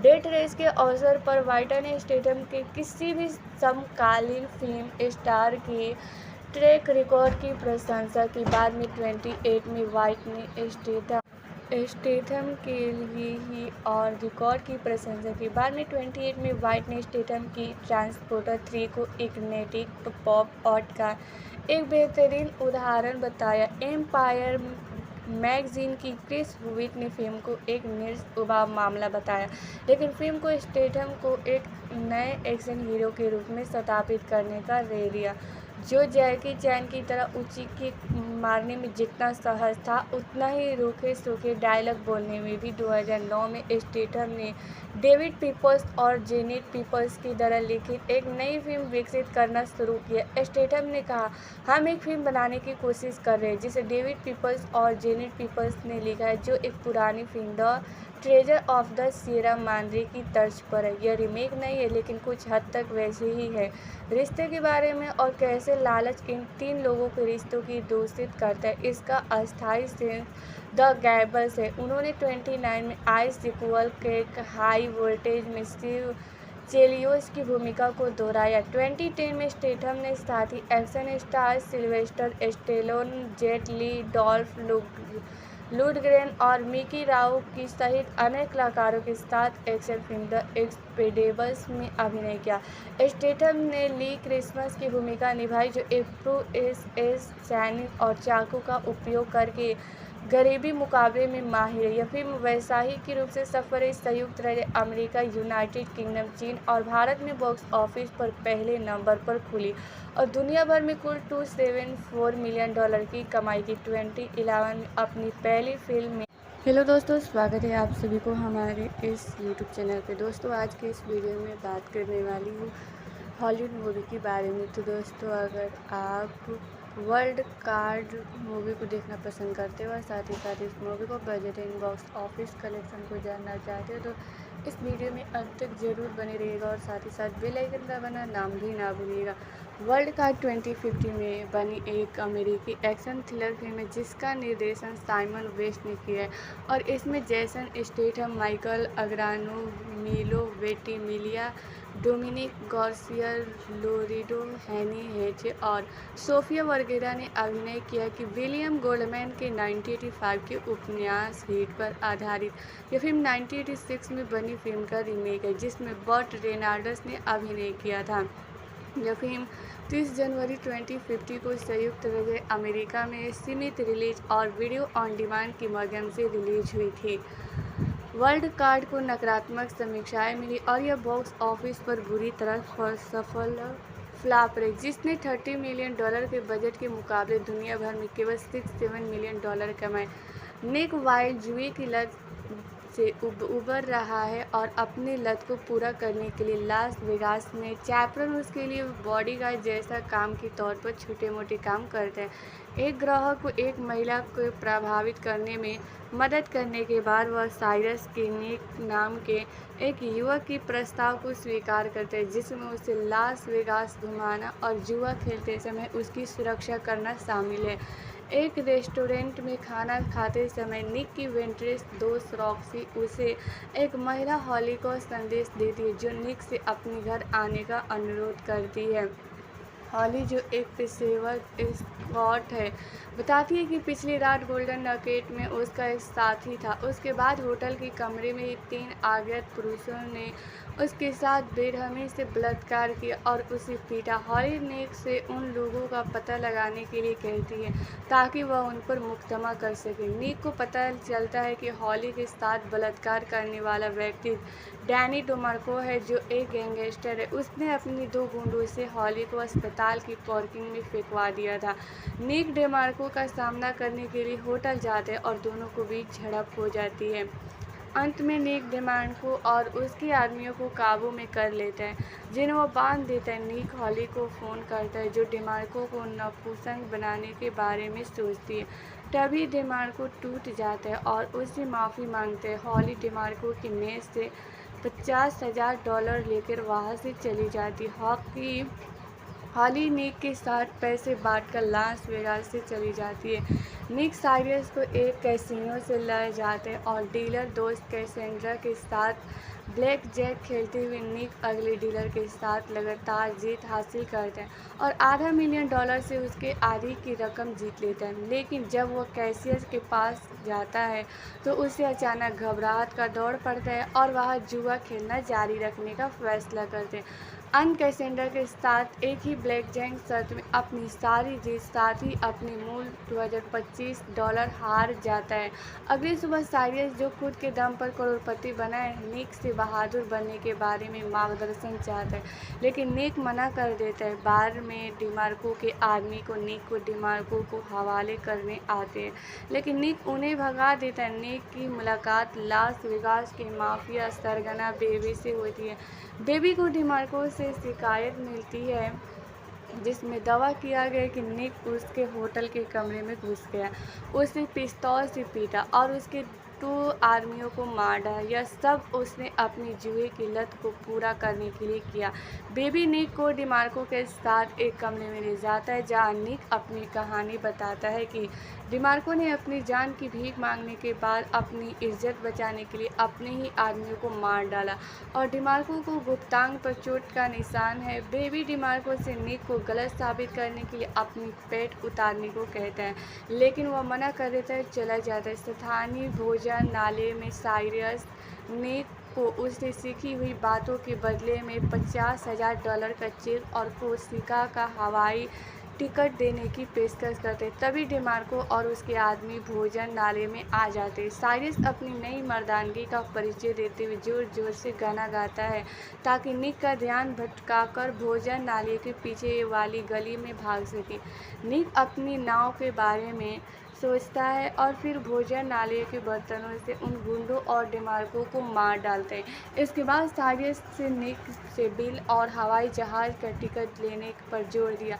निक माना गया और फिर लास वेगास से गाड़ी चलाकर निकल गया। साइमन वेस्ट ने कहा कि जैसन स्टेथम ने इस प्रोजेक्ट को खुद शायद 5 साल से अधिक समय में विकसित किया। एक समय ब्रायन डी पल्मा को निर्देशन के लिए चुना गया था, लेकिन वेस्ट ने समीक्षकों के लिए ही और भोजन नाले के लिए ही किया गया था। वेस्ट ने कहा कि जिस सिकपट पर फिल्म बनी है वह वही सिकपट है जो गोल्डमैन ने 3 साल पहले लिखी थी। बाद में उन्होंने विस्तार से बताया। वेस्ट ने कहा, सबसे पहले तो यह अच्छा था कि सिकपट इतनी यशतुदा थी, क्योंकि किसी भी बड़ी फिल्म में सिकपट लगातार बदलती रहती है। इसे स्टेनली टुची और सोफिया वरगेरा जैसे अभिनेताओं को इसे बेचना भी आसान हो गया, क्योंकि उनके किरदार बहुत स्पष्ट रूप से तय थे। सिकपट में ऐसा कुछ भी नहीं है जो पुराना हो गया हो। इसमें कोई आतिशबाजी या तकनीक का इस्तेमाल नहीं किया गया है। फिल्म की शूटिंग 2030 की शुरुआत में न्यू ऑरलियंस, लुइसियाना में शुरू हुई। मुख्य फोटोग्राफी फरवरी 2030 में शुरू हुई। साइमन वेस्ट ने कहा कि तीनों मुकाबले चरित्र पर आधारित थे। वर्ल्ड वाइल्ड कार्ड का ट्रेलर 12 दिसंबर 2014 को रिलीज हुआ था। वेस्ट ने बाद में याद किया, यह एक ज़बरदस्त प्रोजेक्ट था। इसमें कई पन्नों की डायलॉग है। असल में यह एक ड्रामा है, यह कोई एक्शन फिल्म नहीं बल्कि एक कैरेक्टर बेस्ड फिल्म है। जेसन हर सीन में लीड रोल में है और उनकी डायलॉग्स बहुत अहम है। मुझे पता था कि इन्हें इसमें दिलचस्पी लेगी। मैंने उनसे पूछा, क्या आप इतने सारे डायलॉग्स से खुश हैं? और उन्होंने कहा, हाँ, मुझे ये बहुत पसंद है, मैं ये फिल्म करना चाहता हूँ। तो मैं पहले दिन इस बात से बेखबर बहुत खुश हूँ कि डायलॉग्स ने लायंसगेट ने फिल्म को सीमित रिलीज और 30 जनवरी 2050 को ऑन डिमांड के माध्यम से रिलीज किया। वाइल्ड कार्ड बॉक्स ऑफिस पर फ्लॉप रही, जिसने $30 मिलियन के बजट के मुकाबले केवल $6-7 मिलियन कमाए। वर्ल्ड वाइल्ड कार्ड को आम तौर पर फिल्म समीक्षकों से नकारात्मक समीक्षाएं मिली। रटन टोमेटोज पर 56 समीक्षाओं के आधार पर फिल्म की अनुमोदन रेटिंग 30 है, जिसमें औसत रेटिंग 10 में से 485 है। साइट का मत है, जेसन स्टेथम के कट्टर प्रशंसक वाइल्ड कार्ड के कुछ हिस्सों का आनंद ले सकते हैं, लेकिन अन्य सभी एक्शन प्रेमियों को इसे देखने को आवश्यकता नहीं। मोटा क्रिटिक पर 90 समीक्षकों के आधार पर फिल्म का स्कोर 100 में से 40 है। लॉस एंजल्स टाइम्स की बेटर से सर्की ने फिल्म की नकारात्मक समीक्षा करते हुए वाइल्ड कार्ड को अनुमानित बताया। उन्होंने अपनी समीक्षा सारांश देते हुए कहा कि वर्ल्ड कार्ड ना तो रॉयल फ्लॉस है, ना फुल हाउस, ना ही 3 ऑफ एन काइंड। मुझे लगता है कि मैं जिस सब की तलाश कर रही हूँ वह है बस्ट, और बस्ट फिल्म के लिए ही बहुत जेसन स्टेथम के लिए भी बात किया गया था, और समीक्षकों के लिए ही, वाइल्ड रिकॉर्डर्स के लिए ही प्रारंभिक।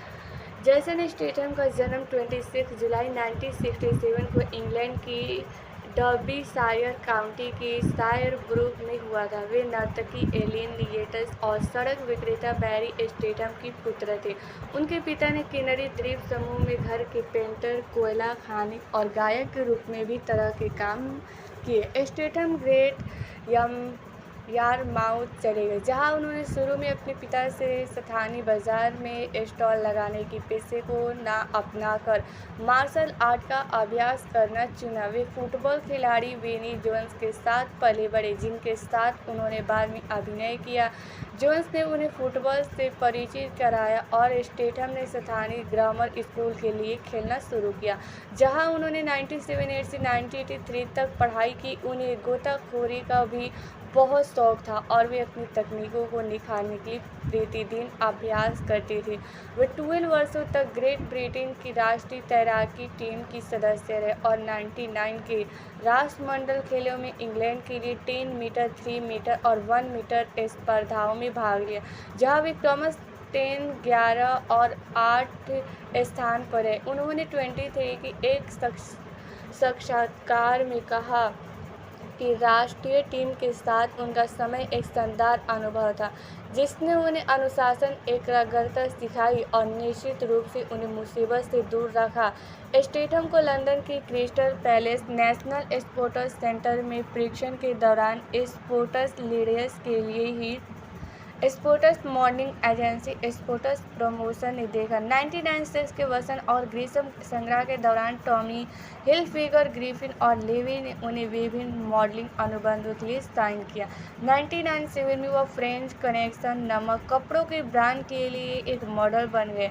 हाई स्ट्रीट क्लोथिंग चेन की एक प्रवक्ता ने कहा, हमने जेसन को इसलिए चुना क्योंकि हम चाहते थे कि हमारा मॉडल एक सामान्य व्यक्ति जैसा दिखे। उनका लुक आज के समय के लिए बिल्कुल सही है, बहुत मर्दाना और बहुत ज़्यादा मेल मॉडल जैसा नहीं। हालांकि उन्हें अभी भी अपने पिता के नक्श कदम पर चलते हुए सड़क पर सामान बेचने का काम करना पड़ा ताकि वे अपना गुजारा कर सकें। उन्होंने बताया कि वे सड़क के कोनों पर नकली इत्र और गहने बेचते थे। उन्होंने कुछ संगीत वीडियो में छोटी भूमिकाएं निभाई, जिसमें 1993 में द सीमेंट द्वारा कॉमिक और 1994 में इरेजर द्वारा रन टू द सन और 1995 में द ब्यूटीफुल साउथ द्वारा dream a little dream of भी शामिल है। फ्रेंच कनेक्शन के लिए मॉडल के रूप में काम करते समय स्टेथम की मुलाकात नवोदित फिल्म निर्माता गाय रिची से हुई है, जो एक फिल्म बना रहे थे और उन्हें एक चालाक ठग की भूमिका के लिए एक अभिनेता की आवश्यकता थी। स्टेथम के बाजार में सामान बेचने के अतीत के बारे में जानने के बाद रिची ने उन्हें crime comedy thriller Lock, Stock and 2 में कास्ट किया। फिल्म को आलोचकों ने और दर्शकों दोनों को खूब सराहा और स्टेथम को प्रसिद्धि दिलाने में मदद मिली। इस भूमिका के लिए उन्हें ही रिची के साथ स्टेथम बॉक्स ऑफिस पर $80 मिलियन से अधिक की कमाई की। की। स्नेच में अपनी भूमिका के लिए उन्हें 50 पाउंड का भुगतान किया। इसके बाद वह हॉलीवुड में प्रवेश करने में सक्षम हुई और 21 में 2 फिल्मों दिखाई दी, विज्ञान कथा और action horror film Ghosts of Mars और विज्ञान कथा martial art action film The One. 22 में उन्होंने मार्शल आर्ट विचित्र Thai boxing a fighting charge 22 का वर्णन किया, जो 3 ऐसे व्यक्तित्व के जीवन का अनुसरण करते हैं जो बहुत अलग पृष्ठभूमि से आते हैं और सभी मई थाई का प्रशिक्षण ले रहे हैं। प्रत्येक की अपनी अनूठी प्रेरणाएं और कहानियां हैं क्योंकि वे अपनी अगली लड़ाई की तैयारियां कर रहे हैं। 25 में रिचर्डसन के स्टेथम को एक बार फिर अपनी नई फिल्म रिवॉल्वर में मुख्य भूमिका के लिए चुना, जो समीक्षकों और बॉक्स ऑफिस दोनों ही दृष्टि से असफल रही। उन्होंने 25 में स्वतंत्र फिल्म लंदन में एक नाटकीय भूमिका निभाई। 26 में उन्होंने एक्शन फिल्म केक में मुख्य भूमिका निभाई। स्टेथम को 26 के सैन डिएगो और कॉमिक कॉन कन्वेंशन के दौरान क्रेंग का प्रचार करने के लिए कहा गया था। 28 में स्टेथम ने ब्रिटिश क्राइम थ्रिलर द अमेरिकी फिल्म समीक्षक आर्मंड वाइटन ने एक एक्शन फिल्म स्टार के रूप में स्टेथम का उदय की सराहना की। डेथ रेस के अवसर पर वाइटन ने स्टेथम के किसी भी समकालीन फिल्म स्टार के ट्रैक रिकॉर्ड की प्रशंसा की। बाद में 28 में वाइट ने स्टेथम के लिए ही और रिकॉर्ड की प्रशंसा की। बाद में 28 में वाइट ने स्टेथम की ट्रांसपोर्टर 3 को एक नैतिक पॉप आर्ट का एक बेहतरीन उदाहरण बताया। एम्पायर मैगजीन की क्रिस वुविक ने फिल्म को एक निष्प्रभाव मामला बताया, लेकिन फिल्म को स्टेथम को एक नए एक्शन हीरो के रूप में स्थापित करने का श्रेय दिया, जो जैकी चैन की तरह ऊंची किक मारने में जितना सहज था, उतना ही रूखे सूखे डायलॉग बोलने में भी। 2009 में स्टेथम ने डेविड पीपल्स और जेनेट पीपल्स की तरह लिखित एक नई फिल्म विकसित करना शुरू किया। स्टेथम ने कहा, हम एक फिल्म बनाने की कोशिश कर रहे हैं जिसे डेविड पीपल्स और जेनेट पीपल्स ने लिखा है, जो एक पुरानी film the treasure of the Sierra Madre की तर्ज पर है। यह रीमेक नहीं है, लेकिन कुछ हद तक वैसे ही है। रिश्ते के बारे में और कैसे लालच इन 3 लोगों के रिश्तों की दूषित करता है, इसका अस्थायी सेंस द गैबल्स है। उन्होंने 29 में आई सीक्वल के हाई वोल्टेज में स्टीव चेलियोस की भूमिका को दोहराया। 2010 में स्टेथम ने साथी action star Sylvester Stallone, Jet Li, Dolph Lundgren और मिकी राउ की सहित अनेक कलाकारों के साथ एक्शन फिल्म द एक्सपेंडेबल्स में अभिनय किया। स्टेथम ने ली क्रिसमस की भूमिका निभाई, जो एक प्रो-एस सैनिक और चाकू का उपयोग करके गरीबी मुकाबले में माहिर है। यह फिल्म वैश्विक रूप से सफल रही। संयुक्त राज्य अमेरिका, यूनाइटेड किंगडम, चीन और भारत में बॉक्स ऑफिस पर पहले नंबर पर खुली और दुनिया भर में कुल $274 मिलियन की कमाई की। 2011 में अपनी पहली फिल्म में। हेलो दोस्तों, स्वागत है आप सभी को हमारे इस यूट्यूब चैनल पे। दोस्तों, आज के इस वीडियो में बात करने वाली हूँ हॉलीवुड मूवी के बारे में। तो दोस्तों, अगर आप वर्ल्ड कार्ड मूवी को देखना पसंद करते हो और साथ ही इस मूवी को budget and box office collection को जानना चाहते हो, तो इस वीडियो में अंत तक जरूर बने रहिएगा और साथ ही साथ बेल आइकन का बना नाम भी ना भूलिएगा।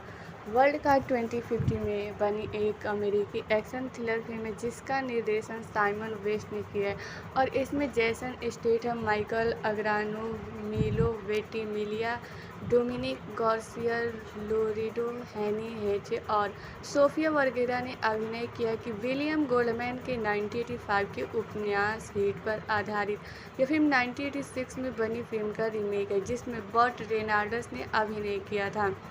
यह फिल्म 30 जनवरी 2050 को संयुक्त राज्य अमेरिका में सीमित रिलीज और वीडियो ऑन डिमांड के माध्यम से रिलीज हुई थी। वर्ल्ड कार्ड को नकारात्मक समीक्षाएं मिली और यह बॉक्स ऑफिस पर बुरी तरह सफल फ्लॉप रही, जिसने $30 मिलियन के बजट के मुकाबले दुनिया भर में केवल $67 मिलियन कमाए। निक वाइल्ड जुए की लत से उबर रहा है और अपनी लत को पूरा करने के लिए लास वेगास में चैपरन उसके लिए बॉडीगार्ड जैसा काम के तौर पर छोटे मोटे काम करते हैं। एक ग्राहक को एक महिला को प्रभावित करने में मदद करने के बाद वह साइरस केनिक नाम के एक युवक के प्रस्ताव को स्वीकार करते हैं, जिसमें उसे लास वेगास घुमाना और जुआ खेलते समय उसकी सुरक्षा करना शामिल है। एक रेस्टोरेंट में खाना खाते समय निक की वेंट्रेस दोस्त रॉक्सी उसे एक महिला हॉली को संदेश देती है, जो निक से अपने घर आने का अनुरोध करती है। हॉली, जो एक पेशेवर एस्कॉर्ट है, बताती है कि पिछली रात गोल्डन नगेट में उसका एक साथी था। उसके बाद होटल के कमरे में 3 अज्ञात पुरुषों ने उसके साथ बेरहमी से बलात्कार किया और उसे पीटा। हॉली निक से उन लोगों का पता लगाने के लिए कहती है ताकि वह उन पर मुकदमा कर सके। निक को पता चलता है कि हॉली के साथ बलात्कार करने वाला व्यक्ति डैनी डेमार्को है, जो एक गैंगस्टर है। उसने अपनी 2 गुंडों से हॉली को अस्पताल की पार्किंग में फेंकवा दिया था। निक डेमार्को का सामना करने के लिए होटल जाते हैं और दोनों को बीच झड़प हो जाती है। अंत में निक डेमार्को और उसके आदमियों को काबू में कर लेता है, जिन्हें वो बांध देता है। निक हॉली को फ़ोन करता है, जो डेमार्को को नपुंसक बनाने के बारे में सोचती है। तभी डेमार्को टूट जाता है और उससे माफ़ी मांगता है। हॉली डेमार्को की मेज से $50,000 लेकर वहाँ से चली जाती। हॉली निक के साथ पैसे बांटकर लास वेगास से चली जाती है। निक साइरस को एक कैसीनो से ले जाते हैं और डीलर दोस्त कैसेंड्रा के साथ ब्लैक जैक खेलते हुए निक अगले डीलर के साथ लगातार जीत हासिल करते हैं और $500,000 से उसके आधी की रकम जीत लेता है। लेकिन जब वह कैशियर के पास जाता है तो उसे अचानक घबराहट का दौर पड़ता है और वह जुआ खेलना जारी रखने का फैसला करते हैं। अन कैसेंडर के साथ एक ही ब्लैक जैक शर्त में अपनी सारी जीत, साथ ही अपने मूल $2025 हार जाता है। अगली सुबह साइरस, जो खुद के दम पर करोड़पति बना है, निक से बहादुर बनने के बारे में मार्गदर्शन चाहता है, लेकिन निक मना कर देता है। बाद में डेमार्को के आदमी को निक को डेमार्को को हवाले करने आते हैं, लेकिन निक उन्हें भगा देता है। निक की मुलाकात लास वेगास के माफिया सरगना बेबी से होती है। बेबी को डेमार्को से शिकायत मिलती है, जिसमें दावा किया गया कि निक उसके होटल के कमरे में घुस गया, उसे पिस्तौल से पीटा और उसके 2 आदमियों को मार डाला। यह सब उसने अपनी जुए की लत को पूरा करने के लिए किया।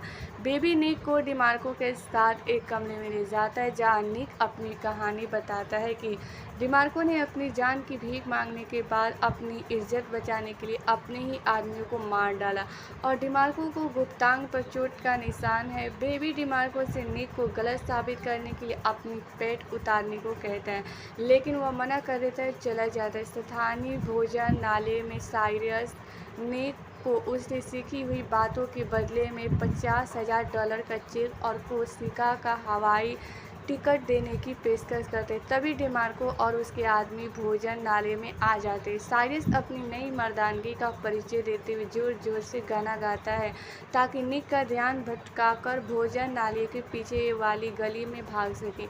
निक अपनी नाव के बारे में सोचता है और फिर भोजन नाले के बर्तनों से उन गुंडों और डेमार्को को मार डालते हैं।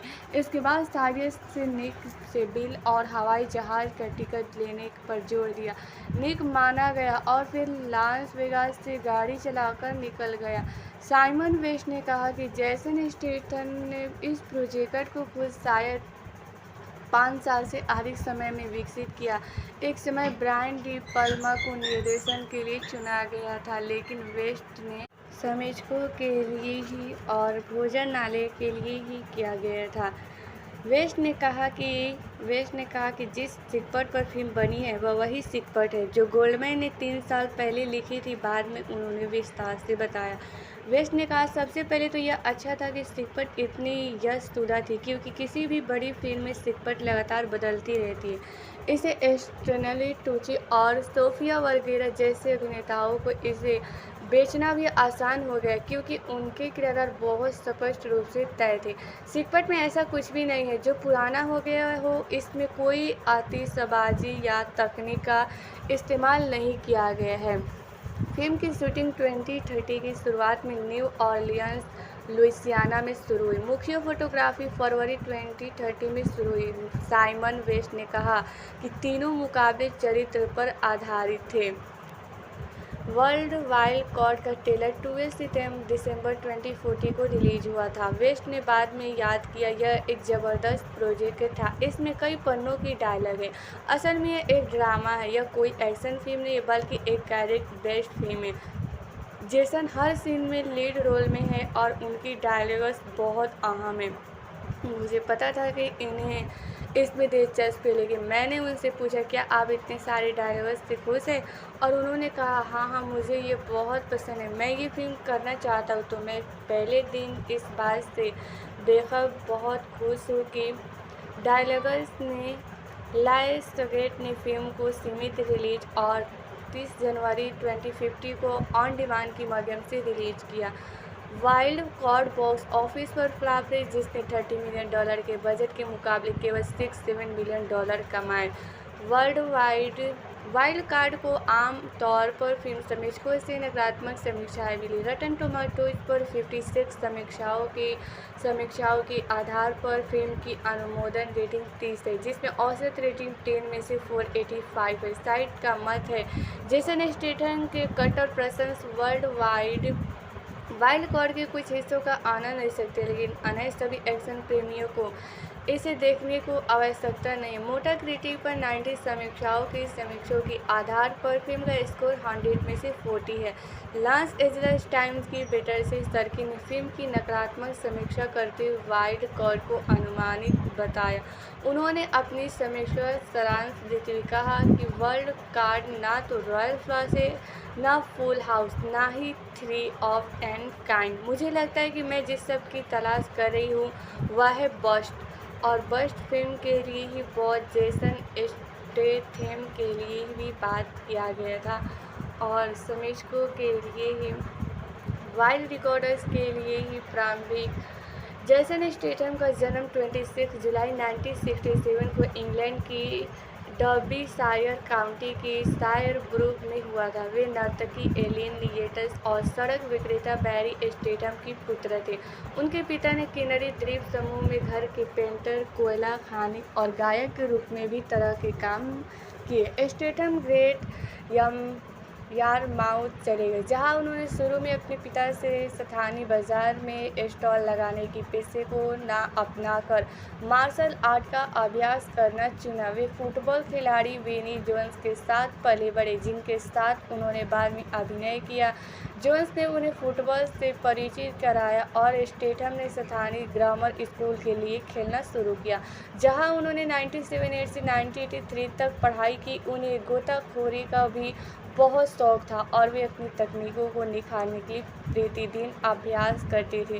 वे 12 वर्षों तक ग्रेट ब्रिटेन की राष्ट्रीय तैराकी टीम की सदस्य रहे और 99 के राष्ट्रमंडल खेलों में इंग्लैंड के लिए 10 मीटर, 3 मीटर और 1 मीटर स्पर्धाओं में भाग लिया, जहां वे क्रमशः 10, 11 और 8 स्थान पर है। उन्होंने 23 की एक साक्षात्कार में कहा कि राष्ट्रीय टीम के साथ उनका समय एक शानदार अनुभव था, जिसने उन्हें अनुशासन, एकाग्रता सिखाई और निश्चित रूप से उन्हें मुसीबत से दूर रखा। स्टेथम को लंदन की Crystal Palace National Sports Centre में परीक्षण के दौरान स्पोर्ट्स लीडर्स के लिए ही sports modelling agency sports promotion ने देखा। 1996 के वसंत और ग्रीष्म संग्रह के दौरान टॉमी हिलफिगर, ग्रिफिन और लेवी ने उन्हें विभिन्न मॉडलिंग अनुबंधों के लिए साइन किया। 1997 में वह फ्रेंच कनेक्शन नामक कपड़ों के ब्रांड के लिए एक मॉडल बन गए। हाई स्ट्रीट क्लोथिंग चेन की एक प्रवक्ता ने कहा, हमने जेसन को इसलिए चुना क्योंकि हम चाहते थे कि हमारा मॉडल एक सामान्य व्यक्ति जैसा दिखे।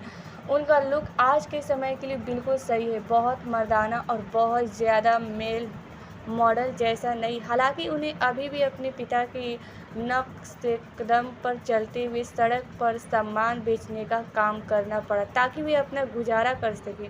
उन्होंने बताया कि वे सड़क के कोनों पर नकली इत्र और गहने बेचते थे। उन्होंने कुछ संगीत वीडियो में छोटी भूमिकाएं निभाई, जिसमें 1993 में द सीमेंट द्वारा कॉमिक और 1994 में इरेजर द्वारा रन टू द सन और 1995 में द ब्यूटीफुल साउथ द्वारा dream a little dream of भी शामिल है।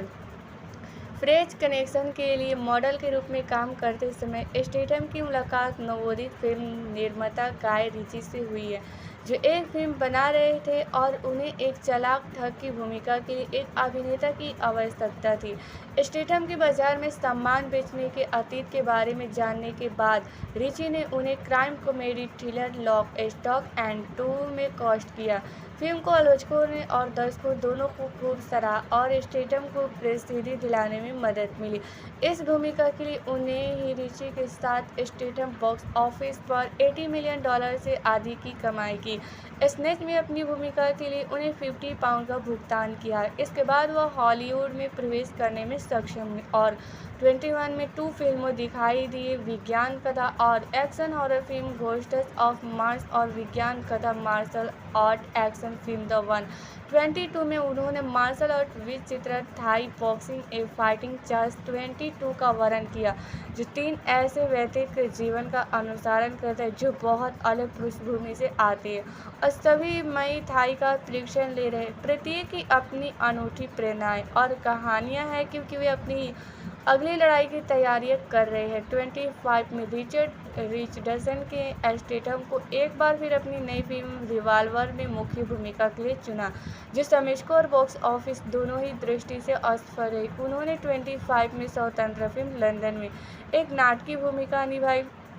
26 में उन्होंने एक्शन फिल्म केक में मुख्य भूमिका निभाई। स्टेथम को 26 के सैन डिएगो और कॉमिक कॉन कन्वेंशन के दौरान क्रेंग का प्रचार करने के लिए कहा गया था। 28 में स्टेथम ने ब्रिटिश क्राइम थ्रिलर द अमेरिकी फिल्म समीक्षक आर्मंड वाइटर ने एक एक्शन फिल्म स्टार के रूप में स्टेथम का उदय की सराहना की।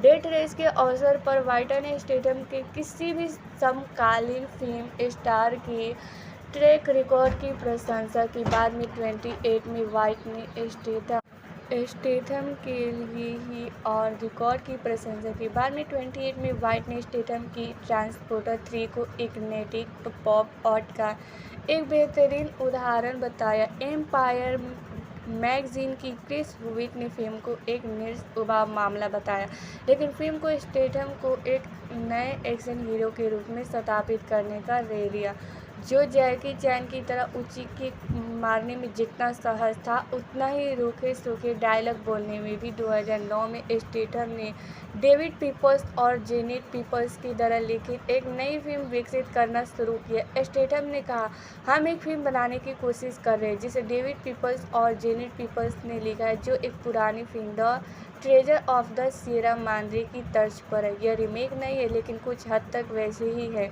रिश्ते के बारे में और कैसे लालच इन 3 लोगों के रिश्तों की दूषित करता है, इसका अस्थायी सेंस द गैबल्स है। उन्होंने 29 में आई सीक्वल के हाई वोल्टेज में स्टीव चेलियोस की भूमिका को दोहराया। 2010 में स्टेथम ने साथी action star Sylvester Stallone, Jet Li, Dolph Lundgren और मिकी राउ की सहित अनेक कलाकारों के साथ एक्शन फिल्म द एक्सपेंडेबल्स में अभिनय किया। स्टेथम ने ली क्रिसमस की भूमिका निभाई, जो एक प्रो-एस सैनिक और चाकू का उपयोग करके गरीबी मुकाबले में माहिर है। यह फिल्म वैश्विक रूप से सफल रही। संयुक्त राज्य अमेरिका, यूनाइटेड किंगडम, चीन और भारत में बॉक्स ऑफिस पर पहले नंबर पर खुली और दुनिया भर में कुल $274 मिलियन की कमाई की। 2011 में अपनी पहली फिल्म में। हेलो दोस्तों, स्वागत है आप सभी को हमारे इस यूट्यूब चैनल पे। दोस्तों, आज के इस वीडियो में बात करने वाली हूँ हॉलीवुड मूवी के बारे में। तो दोस्तों, अगर आप वर्ल्ड कार्ड मूवी को देखना पसंद करते हो और साथ ही साथ इस मूवी को budget and box office collection को जानना चाहते हो, तो इस वीडियो में अंत तक जरूर बने रहिएगा और साथ ही साथ बेल आइकन दबाना नाम भी ना भूलिएगा। वर्ल्ड कार्ड 2050 में बनी एक अमेरिकी एक्शन थ्रिलर फिल्म है जिसका निर्देशन साइमन वेस्ट ने किया है और इसमें जैसन स्टेथम, माइकल अग्रानो, मिलो वेंटिमिलिया, डोमिनिक गार्सिया, लोरेटो हैनी हेचे और सोफिया वर्गेरा ने अभिनय किया कि विलियम गोल्डमैन के 1985 के उपन्यास हिट पर आधारित यह फिल्म 1986 में बनी फिल्म का रीमेक है, जिसमें बर्ट रेनाल्ड्स ने अभिनय किया था। यह फिल्म 30 जनवरी 2050 को संयुक्त राज्य अमेरिका में सीमित रिलीज और वीडियो ऑन डिमांड के माध्यम से रिलीज हुई थी। वर्ल्ड कार्ड को नकारात्मक समीक्षाएं मिली और यह बॉक्स ऑफिस पर बुरी तरह सफल फ्लॉप रही, जिसने $30 मिलियन के बजट के मुकाबले दुनिया भर में केवल $67 मिलियन कमाए। निक वाइल्ड जुए की लत से उबर रहा है और अपनी लत को पूरा करने के लिए लास वेगास में चैपरन उसके लिए बॉडीगार्ड जैसा काम के तौर पर छोटे मोटे काम करते हैं। एक ग्राहक को एक महिला को प्रभावित करने में मदद करने के बाद वह साइरस के निक नाम के एक युवक के प्रस्ताव को स्वीकार करते हैं, जिसमें उसे लास वेगास घुमाना और जुआ खेलते समय उसकी सुरक्षा करना शामिल है।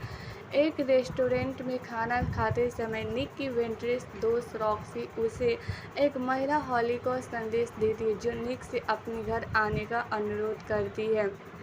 हॉली, जो एक पेशेवर एस्कॉर्ट है, बताती है कि पिछली रात गोल्डन नकेट में उसका एक साथी था। उसके बाद होटल के कमरे में 3 अज्ञात पुरुषों ने उसके साथ बेरहमी से बलात्कार किया और उसे पीटा। हॉली निक से उन लोगों का पता लगाने के लिए कहती है ताकि वह उन पर मुकदमा कर सके। निक को पता चलता है कि हॉली के साथ बलात्कार करने वाला व्यक्ति डैनी डेमार्को है, जो एक गैंगस्टर है। उसने अपनी 2 गुंडों से हॉली को अस्पताल की पार्किंग में फेंकवा दिया था। निक डेमार्को का सामना करने के लिए होटल जाते हैं और दोनों को बीच झड़प हो जाती है। अंत में निक डेमार्को और उसके आदमियों को काबू में कर लेता है, जिन्हें वो बांध देता है। निक हॉली को फ़ोन करता है, जो डेमार्को को नपुंसक बनाने के बारे में सोचती है। तभी डेमार्को टूट जाता है और उससे माफ़ी मांगता है। हॉली डेमार्को की मेज से $50,000 लेकर वहाँ से चली जाती। हॉली निक के साथ पैसे बांटकर लास वेगास से चली जाती है। निक साइरस को एक कैसीनो से ले जाते हैं और डीलर दोस्त कैसेंड्रा के साथ ब्लैक जैक खेलते हुए निक अगले डीलर के साथ लगातार जीत हासिल करते हैं और $500,000 से उसके आधी की रकम जीत लेता है। लेकिन जब वह कैशियर के पास जाता है तो उसे अचानक घबराहट का दौर पड़ता है और वह जुआ खेलना जारी रखने का फैसला करते हैं। कैसेंड्रा के साथ एक ही ब्लैक जैक शर्त में अपनी सारी जीत, साथ ही अपने मूल $2025 हार जाता है। अगली सुबह साइरस, जो खुद के दम पर करोड़पति बना है, निक से बहादुर बनने के बारे में मार्गदर्शन चाहता है, लेकिन निक मना कर देता है। बाद में डेमार्को के आदमी को निक को डेमार्को को हवाले करने आते हैं, लेकिन निक उन्हें भगा देता है। निक की मुलाकात लास वेगास के माफिया सरगना बेबी से होती है। बेबी को डेमार्को से शिकायत मिलती है, जिसमें दावा किया गया कि निक उसके होटल के कमरे में घुस गया, उसे पिस्तौल से पीटा और उसके 2 आदमियों को मार डाला। यह सब उसने अपनी जुए की लत को पूरा करने के लिए किया।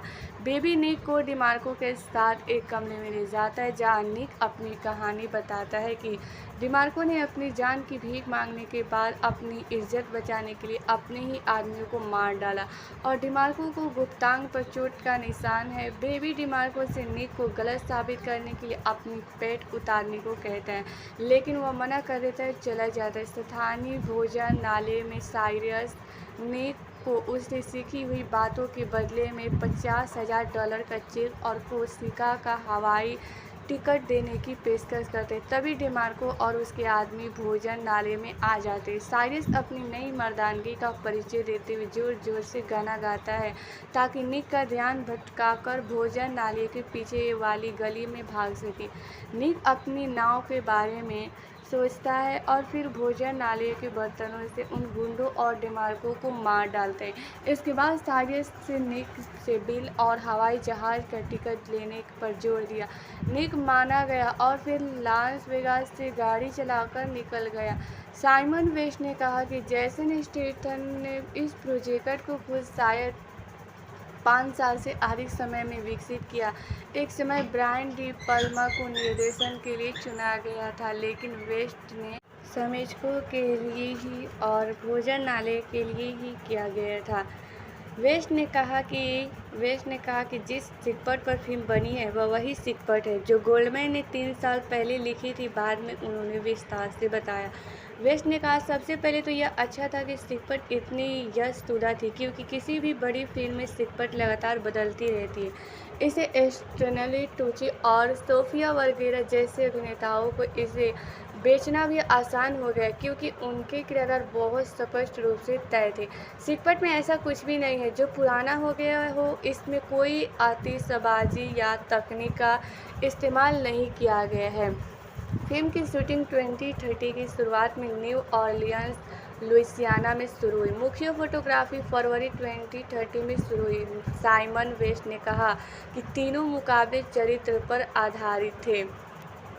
वर्ल्ड वाइल्ड कार्ड का ट्रेलर 12 दिसंबर 2040 को रिलीज हुआ था। वेस्ट ने बाद में याद किया, यह एक ज़बरदस्त प्रोजेक्ट था। इसमें कई पन्नों की डायलॉग है।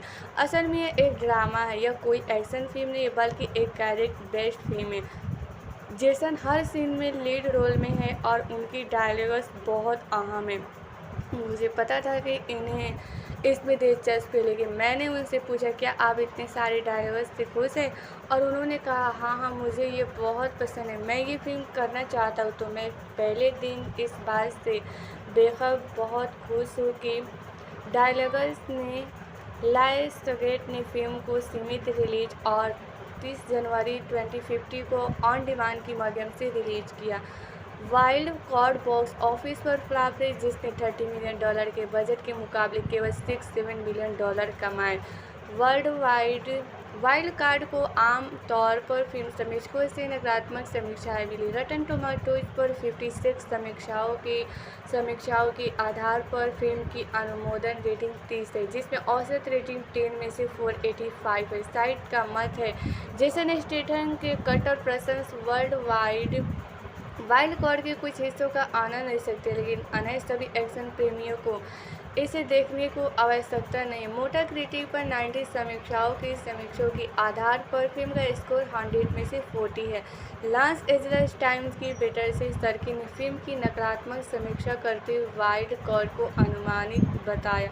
उन्होंने अपनी समीक्षा का सारांश देते हुए कहा कि वाइल्ड कार्ड ना तो रॉयल फ्लॉस है, ना फुल हाउस, ना ही 3 ऑफ एन काइंड। मुझे लगता है कि मैं जिस सब की तलाश कर रही हूँ वह है बस्ट, और बस्ट फिल्म के लिए ही बहुत जेसन स्टेथम के लिए भी बात किया गया था।